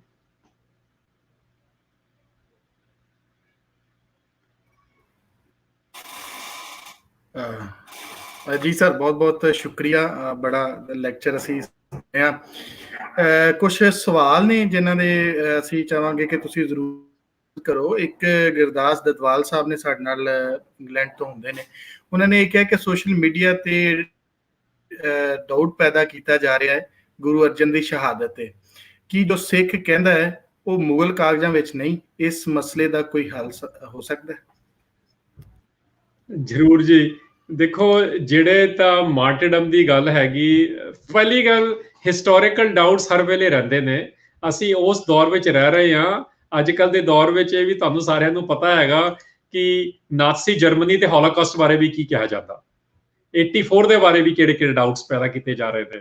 ਸੋ ਉਸ ਦੌਰ ਵਿੱਚ ਆਮ ਮਿਲੂਗਾ। ਬਟ ਦੈਟ ਸੈਡ, ਸਾਨੂੰ ਜਿਹੜੇ ਉਸ ਵੇਲੇ ਦੇ ਈਵਨ ਵੀਲਰ ਥੈਕਸਟਨ ਦਾ ਜਿਹੜਾ ਟ੍ਰਾਂਸਲੇਸ਼ਨ ਕੀਤਾ ਗਿਆ ਹੈਗਾ ਜਹਾਂਗੀਰਨਾਮੇ ਦਾ, ਉਹਦੇ ਵਿੱਚ ਬੜਾ ਕਲੀਅਰਲੀ ਲਿਖਿਆ ਹੋਇਆ ਕਿ ਸ਼ਹਾਦਤ ਹੋਈ ਸੀਗੀ। ਉਸ ਵੇਲੇ ਤੋਂ ਬਾਅਦ ਦਾ ਜਿਹੜਾ ਨਾਟ ਬਾਅਦ ਦਾ, ਮਤਲਬ ਉਹਦੇ ਨਾਲ ਰਿਲੇਟਡ ਜਿਹੜੀਆਂ ਚੀਜ਼ਾਂ ਨੇ, ਮੈਂ ਤੁਹਾਨੂੰ ਇੱਕ ਹਵਾਲਾ ਦੇਣ ਦੀ ਕੋਸ਼ਿਸ਼ ਕੀਤੀ ਸੀ ਕਿ ਜਿਹੜਾ ਡਾਕਟਰ ਗੰਡਾ ਸਿੰਘ ਨੇ ਕਲੈਕਟ ਕੀਤੇ ਨੇ, ਕਾਫੀ ਡਾਕੂਮੈਂਟਸ ਤੋਂ ਉਹਨਾਂ ਨੂੰ ਐਡਿਟ ਕਰਕੇ ਉਹਨਾਂ ਨੇ ਪ੍ਰੈਜ਼ੈਂਟ ਕੀਤੇ ਨੇ। ਸਰਦਾਰ ਕਪੂਰ ਸਿੰਘ ਨੇ, ਜਿਹੜੇ ਇੱਕ ਬਹੁਤ ਵੱਡੇ ਸਿੱਖਾਂ ਦੇ ਥਿਓਲੋਜਨ ਤੇ ਹਿਸਟੋਰੀਅਨ ਰਹੇ ਨੇ, ਉਹਨਾਂ ਨੇ ਇੱਕ ਪੂਰਾ ਆਰਟੀਕਲ ਹੀ ਲਿਖਿਆ ਹੈਗਾ ਇਸ ਇਸ਼ੂ ਦੇ ਬਾਰੇ, ਜਸਟ ਅਬਾਊਟ ਸ਼ਹਾਦਤ। ਤੇ ਪ੍ਰੋਫੈਸਰ ਹਰਿੰਦਰ ਸਿੰਘ ਮਹਿਬੂਬ ਨੇ ਸਹਿਜੇ ਰਚਿਓ ਖਾਲਸਾ ਦੇ ਵਿੱਚ ਬ੍ਰਹਮੈਨਿਕਲ ਐਲੀਮੈਂਟ ਨੇ ਕਿਸ ਤਰ੍ਹਾਂ ਇਨਫਲੂਐਂਸ ਕੀਤਾ ਤੇ ਅੰਡਰਮਾਈਨ ਕੀਤਾ ਅੰਡਰਮਾਈਨ ਕੀਤਾ, ਨਾਟ ਇਨਫਲੂਐਂਸ, ਗੁਰੂ ਸਾਹਿਬ ਦੀ ਗੱਲਾਂ ਨੂੰ, ਉਹਦੇ ਬਾਰੇ ਵੀ ਗੱਲ ਕੀਤੀ ਗਈ ਆ। ਬਟ ਮੈਂ ਇਹਦੇ ਨਾਲ ਦੱਸਣਾ ਕਿ ਈਵਨ ਬੀਰਬਲ ਵਰਗੇ ਜਿਹੜੇ ਅਕਬਰ ਦੇ ਇੱਕ ਕੋਰਟੀਅਰ ਸੀਗੇ, ਉਹਨਾਂ ਦਾ ਨਾਂ ਸੀ ਮਹੇਸ਼ ਦਾਸ ਭੱਟ ਐਕਚੁਅਲੀ, ਉਹਨਾਂ ਦਾ ਵੀ ਕੀਲ ਰੋਲ ਰਿਹਾ to go assassinate Guru Arjan. ਉਹ ਹਵਾਲਾ ਗੁਰੂ ਅਰਜਨ ਸਾਹਿਬ ਨੇ ਆਪ ਵੀ ਦਿੱਤਾ ਹੋਇਆ ਕਿ ਸੁਲਹੀ ਤੇ ਨਾਰਾਇਣ ਰਾਖ। ਦੇਖੋ, ਗੁਰੂ ਅਰਜਨ ਸਾਹਿਬ ਨੂੰ ਮਾਰਨ ਬੜੇ ਲੋਕੀ ਗਏ ਸੀ, ਉਹਨਾਂ ਵਿੱਚੋਂ ਇੱਕ ਸੁਲਹੀ ਖਾਨ ਵੀ ਸੀ। ਸੇ ਸੁਲਹੀ ਖਾਨ ਦੀ ਰੈਫਰੈਂਸ ਗੁਰੂ ਸਾਹਿਬ ਨੇ ਆਪ ਵੀ ਦਿੱਤੀ ਹੋਈ ਆ, ਜਿਹੜਾ ਲਾਹੌਰ ਤੋਂ ਟੈਕਸ ਕਲੈਕਟਰ ਸੀਗਾ, ਉਹ ਭੇਜਿਆ ਗਿਆ ਸੀ।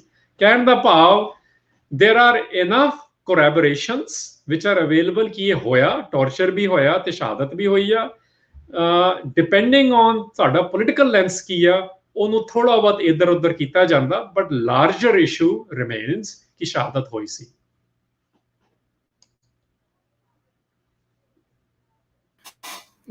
ਜੀ, ਸਾਡੇ ਨਾਲ ਪ੍ਰੋਫੈਸਰ ਸੁਖਦੇਵ ਸੋਲ ਸਾਹਿਬ ਨੇ, ਉਹਨਾਂ ਨੇ ਪੁੱਛਿਆ ਕਿ do we know any other pre Guru Arjan martyrdom from the Punjab on similar points? In Punjab, ਦੇਖੋ ਪੰਜਾਬ ਦੇ ਵਿੱਚ ਜਿਹੜਾ there are two things to look at here। ਪਹਿਲੀ ਹੋਊਗੀ ਕਿ ਵਰਡ ਜਿਹੜਾ ਸ਼ਹੀਦ ਹੈਗਾ ਜਾਂ ਸ਼ਹਾਦਤ ਹੈਗਾ, ਇਹਦੇ ਵਿੱਚ ਇਹ ਹੈ ਵਰਡ ਸੈਮੈਟਿਕ ਟ੍ਰੈਡੀਸ਼ਨ ਦਾ, ਤੇ ਇਹਦੀ ਡੈਫੀਨੇਸ਼ਨਲ ਗੱਲ ਸਮਝਣੀ ਜ਼ਰੂਰੀ ਹੈ ਕਿ ਇਹਦਾ ਮਤਲਬ ਹੈ ਵਿਟਨੈਸ ਔਨ ਟੂ ਟਰੂਥ, ਜਿਹੜਾ ਸੱਚ ਦੀ ਗਵਾਹੀ ਭਰਦਾ। ਸੋ ਹਿੰਦੁਸਤਾਨੀ ਪਰੰਪਰਾ ਦੇ ਵਿੱਚ ਇਸ ਪਰਸਪੈਕਟਿਵ ਤੋਂ ਸਿੱਖਾਂ ਨੇ ਹੀ ਇਹ ਵਰਡ ਇੰਟਰੋਡਿਊਸ ਕੀਤਾ ਹੈਗਾ, ਜਿਹਨੂੰ ਅਸੀਂ ਪੈਨ ਇੰਡੀਆ ਕਹਿੰਦੇ ਹਾਂ ਅੱਜ ਕੱਲ੍ਹ, ਜਾਂ ਸਾਊਥ ਏਸ਼ੀਆ ਆਖਦੇ। ਸੋ ਉੱਥੇ ਗੁਰੂ ਅਰਜਨ ਸਾਹਿਬ ਦੀ ਹੀ ਗੱਲ ਆਊਗੀ, ਕਿਉਂਕਿ ਉਸ ਤੋਂ ਪਹਿਲਾਂ ਲੋਕਾਂ ਦੇ, ਮੈਂ ਗੁਰੂ ਨਾਨਕ ਸਾਹਿਬ ਨੇ ਨਾ ਆਸਾ ਕੀ ਵਾਰ ਵਿੱਚ ਇੱਕ ਲਾਈਨ ਲਿਖੀ ਆ, ਅਗੇਨ ਪ੍ਰਾਇਮਰੀ ਸੋਰਸ ਹੈਗਾ ਗੁਰੂ ਗ੍ਰੰਥ ਸਾਹਿਬ ਦੇ ਵਿੱਚ, ਕਿ ਧਰਮ ਦੇ ਨਾਂ ਤੇ ਲੋਕੀ ਮਰਦੇ ਤਾਂ ਬੜੇ ਸੀ, ਲੱਖ ਸੂਰਤਨ ਸੰਗਰਾਮ ਰਣ ਮੈਂ ਛੁਟੈ ਪ੍ਰਾਣ। ਰਣ ਭੂਮੀ ਦੇ ਵਿੱਚ, ਇਨ ਦਾ ਵਾਰਫੇਅਰ, ਇਨ ਦਾ ਬੈਟਲਫੀਲਡ, ਬੜੇ ਲੋਕ ਸੂਰਬੀਰ ਵਰ ਕੇ ਮਰ ਰਹੇ ਨੇ, but that doesn't mean ਕਿ ਉਹ ਸ਼ਹੀਦ ਨੇ। ਸੋ ਸ਼ਹਾਦਤ ਲਫ਼ਜ਼ ਜਿਸ ਵਿਟਨੈਸ ਔਨ ਟੂ ਟਰੂਥ ਕਿਉਂ ਆਏਗਾ, ਇਹ ਇੰਟਰੋਡਕਸ਼ਨ ਡੈਫੀਨੇਟਲੀ ਪੰਜਾਬ ਦੇ ਵਿੱਚ, ਸਾਊਥ ਏਸ਼ੀਆ ਦੇ ਵਿੱਚ ਗੁਰੂ ਅਰਜਨ ਸਾਹਿਬ ਨੇ ਇਹਨੂੰ ਇੰਟਰੋਡਿਊਸ ਕੀਤਾ ਇਸ ਨਜ਼ਰੀਏ ਤੋਂ। ਅਦਰਵਾਈਜ਼ ਯੈਸ, ਮੈਨੀ ਥਿੰਗਸ ਹੈਵ ਹੈਪਨਡ ਬਿਫੋਰ, ਉਸ ਤੋਂ ਬਾਅਦ ਵੀ ਬਣੀਆਂ ਹੋਈਆਂ ਨੇ, ਬਟ ਇਹ ਆਪਣੇ ਆਪ ਦੇ ਵਿੱਚ ਇੱਕ ਅਨਪੈਰਲਲਡ event C.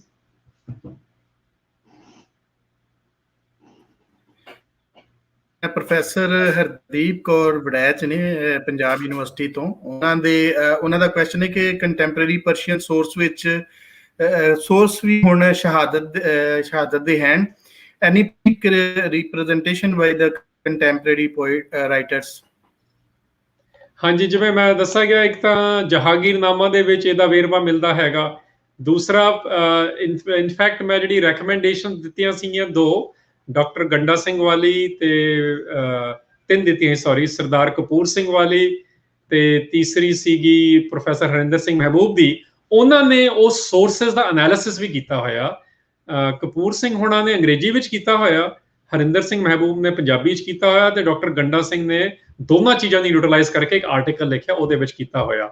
But that sad, ਤੌਜ਼ਕੇ Jahangiri ਦੇ ਬਾਰੇ ਸਭ ਤੋਂ ਜ਼ਿਆਦਾ ਗੱਲ ਕੀਤੀ ਜਾਂਦੀ ਆ। ਉਸ ਤੋਂ ਬਾਅਦ ਜਿਹੜੀਆਂ ਕੰਟੈਂਪਰੇਰੀ ਅਕਾਊਂਟਸ ਬਾਰੇ ਤੁਹਾਨੂੰ ਮੈਂ ਜਿਹੜੇ ਲੈਟਰ ਦੀ ਗੱਲ ਕੀਤੀ ਸੀ, ਉਹ ਮੈਨੂੰ I think Queen Isabella the second ਸੀਗੀ, ਉਹਨੂੰ ਲੈਟਰ ਲਿਖਿਆ ਗਿਆ ਸੀ, ਉਹਦੇ ਵਿੱਚ ਉਹਦਾ ਜ਼ਿਕਰ ਹੈਗਾ। ਫਾਦਰ ਫਰਡੀਨਾਂਦ ਗੁਰੈਰੋ ਆਈ ਥਿੰਕ ਨਾਂ ਹੈਗਾ ਉਹਨਾਂ ਦਾ, ਤੇ ਇਹ 1609 ਦੇ ਵਿੱਚ ਲੈਟਰ ਦੇ ਬਾਰੇ ਛਪਿਆ ਹੋਇਆ, ਉਹਦੇ ਵਿੱਚ ਵੀ ਜ਼ਿਕਰ ਆ। ਇਨਫੈਕਟ ਉਹਦੇ ਵਿੱਚ ਉਹਨਾਂ ਨੇ ਜਿਹੜੀ ਲਾਈਨ ਯੂਜ਼ ਕੀਤੀ ਹੈ ਨਾ, ਉਹ ਹੈਗੀ ਆ, pope of the gentiles have been killed. So Christian vocabulary ਦੇ ਵਿੱਚ ਜੈਂਟਾਈਲ ਕਾਫਿਰ ਨੂੰ ਕਿਹਾ ਜਾਂਦਾ, ਤੇ ਉਸ ਵਿੱਚ ਉਹਨਾਂ ਨੇ ਇਹ ਹਵਾਲਾ ਦਿੱਤਾ ਜਿਹੜਾ ਛਪਿਆ ਸੀ ਆਈ ਥਿੰਕ ਐਨੂਅਲ ਰਿਫਲੈਕਸ਼ਨਸ ਦੇ ਵਿੱਚ ਉਸ ਵੇਲੇ 1609 ਵਿੱਚ। ਸੋ ਇਸ ਤਰ੍ਹਾਂ ਦੇ ਹਵਾਲੇ ਮਿਲਦੇ ਨੇ, ਤੇ ਤੁਸੀਂ ਹੋਰ ਇਹਦੀਆਂ ਜਾਣਕਾਰੀਆਂ ਉਹ ਤਿੰਨ ਪ੍ਰੋਫੈਸਰਾਂ ਦੇ ਪਲੱਸ ਇਹ ਕੈਥੋਲਿਕ ਸੋਰਸਿਸ ਵਿੱਚੋਂ ਵੀ ਲੈ ਸਕਦੇ ਹੋ, ਐਂਡ ਤੌਜ਼ਕੇ ਜਹਾਂਗੀਰੀ। ਜੀ ਸਰ, ਇੱਕ ਸਵਾਲ ਹੈ ਕਿ ਤੱਤੀ ਤਵੀ ਤੇ ਬੈਠਿਆਂ ਮੈਂ ਪੜਿਆ ਕਿ ਉਹ ਤੱਤੀ ਰੇਤ ਤੇ ਬੈਠੇ ਸੀ, ਇਸ ਬਾਰੇ ਚਾਨਣ ਪਾਓ। ਜ਼ਰੂਰ ਜੀ, ਦੇਖੋ ਇਹਦੇ ਬਾਰੇ ਇੱਥੇ ਵੈਰਾਈਟੀਜ਼ ਮਿਲਦੇ ਨੇ, ਤੱਤੀ ਤਵੀ ਵੀ ਹੈਗੇ, ਤੱਤੀ ਰੇਤਾ ਸਿਰ ਤੇ ਪਾਇਆ, ਕਈ ਵੇਰੀਏਸ਼ਨ ਜਿਹੜੀ ਹੈ ਉਹ ਮਿਲਦੀ ਹੈ ਕਿ 3 ਦਿਨ ਇਦਾਂ ਹੋਇਆ ਸੀ, 1 ਦਿਨ ਇਦਾਂ ਹੋਇਆ ਸੀ, ਜਾਂ 6 ਦਿਨ ਇਦਾਂ ਹੋਇਆ ਸੀ। ਨਾਓ what we might be wondering about is ਕਿ ਜਿਹੜਾ ਟੌਰਚਰ ਹੈ ਨਾ ਵਰਡ, ਅੱਜ ਕੱਲ ਦਾ ਵਰਡ ਟੌਰਚਰ, ਆਈ ਰੀਅਲਾਈਜ਼ ਕਿ ਅੱਜ ਕੱਲ ਦਾ ਵਰਡ ਆ, ਬਟ ਟੌਰਚਰ ਜਿਹੜਾ ਆਈਡੀਆ ਹੈਗਾ, ਟੌਰਚਰ ਪਿਛਲੇ ਜਦ ਦੇ ਬੇਸਿਕਲੀ ਰਾਜ ਭਾਗ ਤੇ ਸੱਤਾ ਦੀਆਂ ਗੱਲਾਂ ਸ਼ੁਰੂ ਹੋਈਆਂ ਨੇ ਪੋਲਿਟਿਕਸ ਦੀਆਂ, ਪਿਛਲੇ 2000 ਸਾਲ, ਪ੍ਰੀਡੇਟ 6 ਆਫ ਕੋਰਸ, ਯੂਰੋਪੀਅਨਸ ਨੇ ਵੀ ਬੜੇ ਕੀਤੇ ਨੇ, ਏਸ਼ੀਅਨਸ ਨੇ ਵੀ ਬੜੇ ਕੀਤੇ ਨੇ, ਜਿਹਨੂੰ ਅੱਜ ਕੱਲ ਅਸੀਂ ਵੈਸਟ ਆਖਦੇ ਹਾਂ, ਉਹਨੇ ਵੀ ਬੜਾ ਕੀਤਾ ਹੋਇਆ। ਸੋ ਟੌਰਚਰ ਜ਼ਰੂਰ ਹੋਇਆ ਸੀਗਾ। ਟੌਰਚਰ ਦੇ ਬਾਰੇ ਇੱਕ ਮੈਂ ਇੱਥੇ ਸਿੱਖਾਂ ਦਾ ਸੈਕੰਡਰੀ ਸੋਰਸ ਦੀ ਗੱਲ ਕਰਾਂਗਾ, ਕਿਉਂਕਿ ਉਹਦੇ ਵਿੱਚ ਐਕਚੁਅਲ ਮੈਂਸ਼ਨ ਹੈਗਾ ਕਿ 2 ਸਿੱਖ ਗੁਰੂ ਅਰਜਨ ਸਾਹਿਬ ਨੂੰ ਮਿਲਣ ਗਏ। ਜਿਹੜੀ ਗਿਆਨ ਰਤਨਾਵਲੀ ਹੈਗੀ, ਗਿਆਨ ਰਤਨਾਵਲੀ ਵਾਲੇ ਮੰਨਿਆ ਜਾਂਦਾ ਹੈ ਕਿ ਇਹ ਭਾਈ ਮਨੀ ਸਿੰਘ ਦਾ ਮੈਨੂਸਕ੍ਰਿਪਟ ਸੀਗਾ ਤੇ ਉਹਨੂੰ ਐਡਿਟ ਕਰਕੇ ਬਾਅਦ ਚ ਪਬਲਿਸ਼ ਕੀਤਾ ਗਿਆ।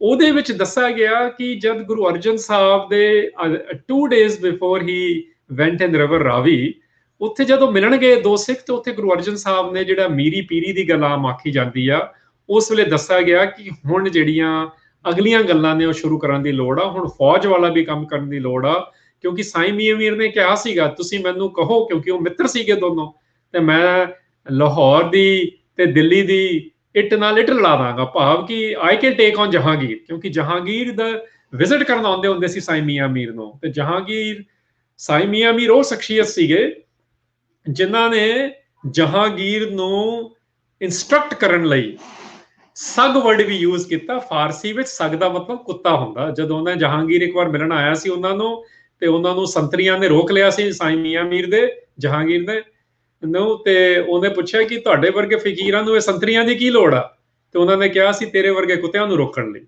ਮਤਲਬ ਇਹ ਪਰਸਨੈਲਿਟੀ ਦੀਆਂ ਗੱਲਾਂ ਕਰ ਰਿਹਾ ਨੇ, ਇਹ ਗੱਲਾਂ ਲਿਖਤੀ ਰੂਪ ਵਿੱਚ ਵੀ ਮਿਲਦੀਆਂ ਨੇ, ਇਹ ਤਾਂ ਫਾਰਸੀ ਦਾ ਇੱਕ ਸੋਰਸ ਹੈਗਾ, ਉਹਦੇ 'ਚ ਦਰਜ ਹੈਗਾ। ਕਹਿਣ ਦਾ ਭਾਵ ਮੈਂ ਕਿਉਂ ਸ਼ੇਅਰ ਕਰ ਰਿਹਾ ਕਿ ਗੁਰੂ ਅਰਜਨ ਸਾਹਿਬ ਨੂੰ ਇਹ ਆਫਰਸ ਦਿੱਤੀਆਂ ਗਈਆਂ ਸੀ ਕਿ let's have a fight, but remember ਇੱਕ ਸਿੱਖ ਟ੍ਰੈਡੀਸ਼ਨ ਵਿੱਚ ਇਵੈਂਚੁਅਲੀ ਇੱਕ ਡਿਕਟਮ ਬਣਦੀ ਹੈ ਜਸਟ ਵਾਰ ਥਿਉਰੀ ਦੀ ਵੀ, ਜਿਹਨੂੰ ਅੱਜ ਕੱਲ੍ਹ ਅਸੀਂ ਜਸਟ ਵਾਰ ਥਿਉਰੀ ਕਹਿੰਦੇ ਆ, ਜਿਹੜੀ ਜ਼ਫਰਨਾਮੇ ਵਿੱਚ 10ਵੇਂ ਪਾਤਸ਼ਾਹ ਨੇ ਐਜ਼ ਅ ਇੰਸਟੀਟਿਊਸ਼ਨ ਪੈਦਾ ਕਰਤਾ ਉਹਨੂੰ। ਉਹਦੇ ਵਿੱਚ ਉਹ ਲਾਈਨ ਕੀ ਹੈ ਕਿ ਜਦ ਸਾਰੇ ਸਿਸਟਮ ਐਗਜ਼ੌਸਟ ਕਰ ਲਿੱਤੇ ਜਾਣ, ਫਿਰ ਅਸੀਂ ਸ਼ਮਸ਼ੀਰ ਨੂੰ, ਕਿਰਪਾਨ ਨੂੰ ਵੀ ਚੱਕਾਂਗੇ। ਤੇ ਉਹ ਸਿਸਟਮ ਨੂੰ ਐਗਜ਼ੌਸਟ ਕਰਨ ਵਾਲੀ ਗੱਲ ਆ ਗੁਰੂ ਅਰਜਨ ਪਾਤਸ਼ਾਹ ਵੇਲੇ ਦਿਖਾਈ ਜਾ ਰਹੀ ਹੈ ਕਿ ਧਰਤੀ ਤਵੀ ਤੇ ਬੈਠ ਕੇ ਵੀ ਇਹ ਕਿਹਾ ਜਾ ਸਕਦਾ, ਤੇ ਜਿਹਨੇ ਕਿਹਾ ਉਹਨਾਂ ਦਾ ਆਪਣਾ ਸ਼ਬਦ ਆ, ਤੇਰਾ ਕੀਆ ਮੀਠਾ ਲਾਗੇ। ਕਹਿਣ ਦਾ ਭਾਵ ਹੈ ਕਿ ਸਾਰਾ ਕੁਝ ਅਜਮਾ ਕੇ ਦੇਖ ਲਓ, ਜੇ ਕੁਝ ਵੀ ਨਹੀਂ ਕੰਮ ਕੀਤਾ, then as a last resort we are not extreme non-violent people, we are not pacifist, ਅਸੀਂ ਪੂਰੇ ਕੈਪੇਬਲ ਹਾਂ ਆਪਣੇ ਹੱਕਾਂ ਦੇ ਲੜਨ ਲਈ, ਬਟ ਲੜਨ ਦੇ ਪਹਿਲਾਂ ਅਸੀਂ ਸਾਰੇ ਹੋਰ ਐਗਜ਼ੌਸਟ ਕਰਾਂਗੇ ਤਰੀਕਿਆਂ ਨੂੰ। ਸੋ ਉਹਦਾ ਇੱਕ ਨਜ਼ਰੀਆ ਵੀ ਇਹਦੇ ਵਿੱਚ ਹੈ।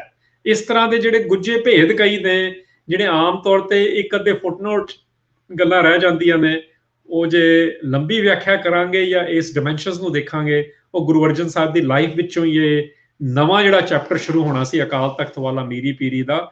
ਗੁਰੂ ਅਰਜਨ ਸਾਹਿਬ ਨੇ ਉਹ ਇੰਸਟਰਕਸ਼ਨ ਦਿੱਤੀਆਂ ਸੀ ਭਾਈ ਸਿਗਾਰੂ ਤੇ ਭਾਈ ਮੈਨੂੰ ਦੂਸਰੇ ਭਾਈ ਗਿਆਨ ਰਤਨਾਵਲੀ ਵਿੱਚ ਉਹ 2 ਸਿੱਖਾਂ ਦਾ ਜ਼ਿਕਰ ਆ ਕਿ ਗੁਰੂ ਅਰਜਨ ਸਾਹਿਬ ਨੇ ਆਪ ਉਹਨਾਂ ਨੂੰ ਭੇਜਿਆ ਮੈਸੇਜ ਲੈ ਕੇ ਗੁਰੂ ਹਰਗੋਬਿੰਦ ਪਾਤਸ਼ਾਹ ਦੇ ਲਈ। ਜੀ ਸਰ, ਆਖਰ ਤੇ 1-2 ਸਵਾਲ ਸਾਡੇ ਕਲੱਬ ਵੱਲੋਂ ਵੀ ਅਸੀਂ ਆਪਣੇ ਤੌਰ ਤੇ ਪੁੱਛਣਾ ਚਾਹਾਂਗੇ ਕਿ ਜਿਹੜੀ ਪੰਜਾਬ ਦੇ ਵਿੱਚ ਇਹ ਟ੍ਰੈਡੀਸ਼ਨ ਤੁਰੀ ਆਂਦੀ ਹੈ, ਜਿਹੜੀ ਅਸੀਂ ਜੋਗੀਆਂ ਤੋਂ ਵੇਖਦੇ ਹਾਂ ਕਿ ਜਿਹੜੀ ਇੱਥੇ ਦੀ ਖਾਸ ਜਿਹੜੀ ਲੋਕਲ ਜਿਹੜੀ ਵਿਜ਼ਡਮ ਹੈ ਉਹਦੇ ਵਿੱਚ ਤੁਰੀ ਆਂਦੀ ਹੈ ਕਿ ਅਸੀਂ ਲੁਕਾਈ ਦੇ ਨਾਲ ਜਿਹੜਾ ਕਿ ਜੁੜ ਜਾਂਦਾ ਹੈ, ਉਹਨੂੰ ਲੈ ਕੇ ਅੱਗੇ ਟੁਰਦੀ ਹੈ। ਔਰ ਜਿੱਦਾਂ ਤੁਸੀਂ ਗੁਰੂ ਜੀ ਦਾ ਗੱਲ ਕੀਤੀ ਤੇ ਕਿ ਉਹ ਸਾਡੀ ਜਿਹੜੀ ਪੁਰਾਣੀ ਟ੍ਰੈਡੀਸ਼ਨ ਤੁਰੀ ਆਂਦੀ ਹੈ ਉਹਨੂੰ ਅੱਗੇ ਵੀ ਵਧਾਇਆ ਔਰ ਉਹਨੂੰ ਹੋਰ ਚੰਗਾ ਕੀਤਾ। ਤੇ ਪਰ ਅੱਜ ਦੇ ਦੌਰ ਦੇ ਵਿੱਚ ਅਸੀਂ ਵੇਖਦੇ ਹਾਂ ਕਿ ਇਹਦੇ ਤੇ ਜਿਹੜੀਆਂ ਰਿਸਰਚਸ ਹੋ ਰਹੀਆਂ ਨੇ, ਜਿਹੜੇ ਸਾਡੇ ਯੰਗ ਹਿਸਟੋਰੀਅਨਸ ਕਰ ਰਹੇ ਨੇ ਰਿਸਰਚ, ਸਾਡੇ ਵੱਲ ਇੱਧਰ ਤੇ ਇਹਨਾਂ ਟੌਪਿਕਸ ਤੇ ਨਹੀਂ ਕੰਮ, ਥੋੜਾ ਕੰਮ ਹੈ, ਲੇਕਿਨ ਅਗਰ ਜਿਹੜੇ ਚੜ੍ਹਦੇ ਪੰਜਾਬ ਵਿੱਚ ਵੀ ਲੋਕ ਕਰ ਰਹੇ ਨੇ ਕਿ ਉਹਨੂੰ ਹਿਸਟਰੀ ਵੱਲੋਂ ਵੇਖਦੇ ਨੇ ਜਾਂ ਉਹਨੂੰ ਫਿਰ ਦੂਸਰੀ ਸਿੱਖੀਜ਼ਮ ਵੱਲੋਂ ਦੀ ਵੇਖਿਆ ਜਾਂਦਾ ਹੈ, ਕਿ ਇਹ ਦੋਵੇਂ ਚੀਜ਼ਾਂ ਇਕੱਠੀਆਂ ਚੱਲ ਰਹੀਆਂ ਨੇ? ਦੇਖੋ ਜੀ, ਇਹਦੇ ਬਾਰੇ ਤਾਂ ਜਿਹੜੇ ਈਸਟਰਨ ਪੰਜਾਬ ਦੇ ਨੇ ਉਹ ਜ਼ਿਆਦਾ ਬੈਟਰ ਕਮੈਂਟ ਕਰ ਸਕਣਗੇ। ਮੈਂ ਤਾਂ ਨਾ 3rd ਪੰਜਾਬ ਦਾ ਬੰਦਾ, ਮੈਂ ਜੰਮਿਆ ਵੀ ਝਾਂਸੀ ਯੂਪੀ ਵਿੱਚ ਸੀ, which is also 3rd Punjab outside of east and west, ਤੇ ਹੁਣ ਮੈਂ ਅਮਰੀਕਾ ਹੈਗਾ which is part of the diaspora 3rd Punjab. So ਅਸੀਂ ਇਸ ਨੁਕਤੇ ਨੂੰ, ਮੈਂ ਇਹਦੇ ਬਾਰੇ ਇੰਨਾ ਕੀ ਇਸ਼ਾਰਾ ਕਰ ਸਕਦਾ ਕਿ ਉਹ ਸਾਰੀਆਂ ਟ੍ਰੈਡੀਸ਼ਨ ਨੂੰ ਗੁਰੂ ਸਾਹਿਬਾਨ ਨੇ ਨਾਲ ਰੱਖਿਆ ਜਿਹੜਾ ਇੱਕ ਓੰਕਾਰ ਦੀ ਸਪਿਰਿਚੁਅਲ ਹੈਜੋਮਨੀ ਨੂੰ ਡਿਸਰਪਟ ਨਹੀਂ ਕਰਦੀਆਂ ਸੀ।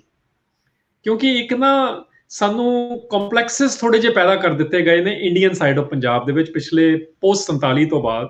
ਕਈ ਚੀਜ਼ਾਂ ਨੂੰ ਅਸੀਂ ਕਹਿੰਦੇ ਆ ਜੀ ਇਹ ਸਾਡੇ ਕਲਚਰ ਦਾ ਹਿੱਸਾ ਨਹੀਂ, ਕਈ ਸਿੱਖ ਵੀ ਇਹ ਕਹਿਣ ਲੱਗੇ ਨੇ, ਇਦਾਂ ਦਾ ਕੁਝ ਨਹੀਂ ਆ।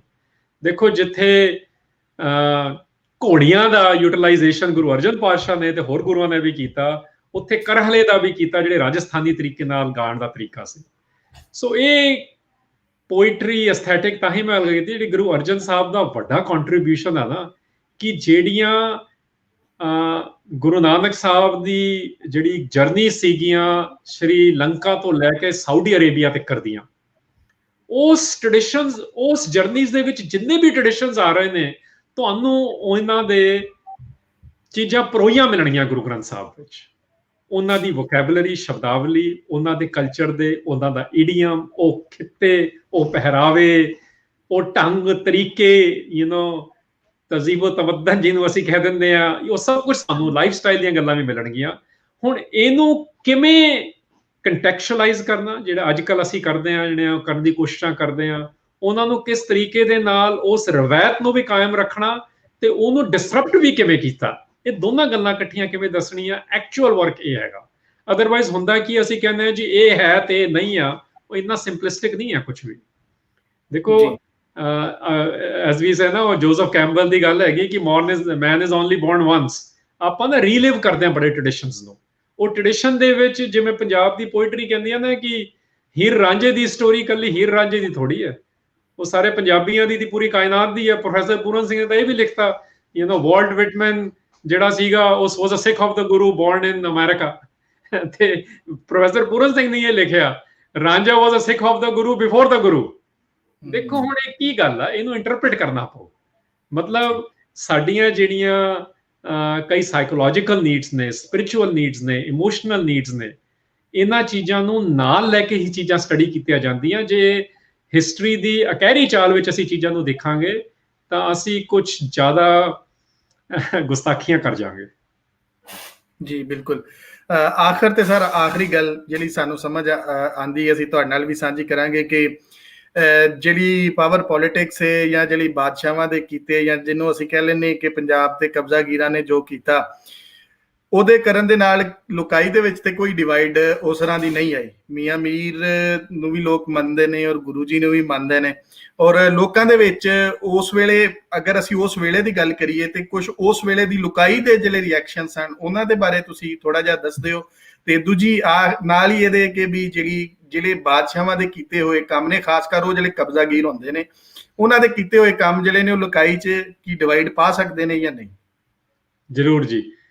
ਮੈਨੂੰ ਨਾਲ ਮੈਂ ਦੱਸ ਦੇਵਾਂ ਕਿ ਪਹਿਲਾਂ ਜਿਹੜਾ ਮੈਨੂੰ ਦੋ ਨਾਂ ਨਹੀਂ ਯਾਦ ਆ ਰਹੇ ਸੀ ਗਿਆਨ ਰਤਨਾਵਲੀ ਵਿੱਚ ਜਿਨ੍ਹਾਂ ਦੀ ਗੱਲ ਹੋਈ ਆ, ਉਹ ਭਾਈ ਜੈਤਾ ਤੇ ਭਾਈ ਸਿਗਾਰੂ ਸੀਗੇ।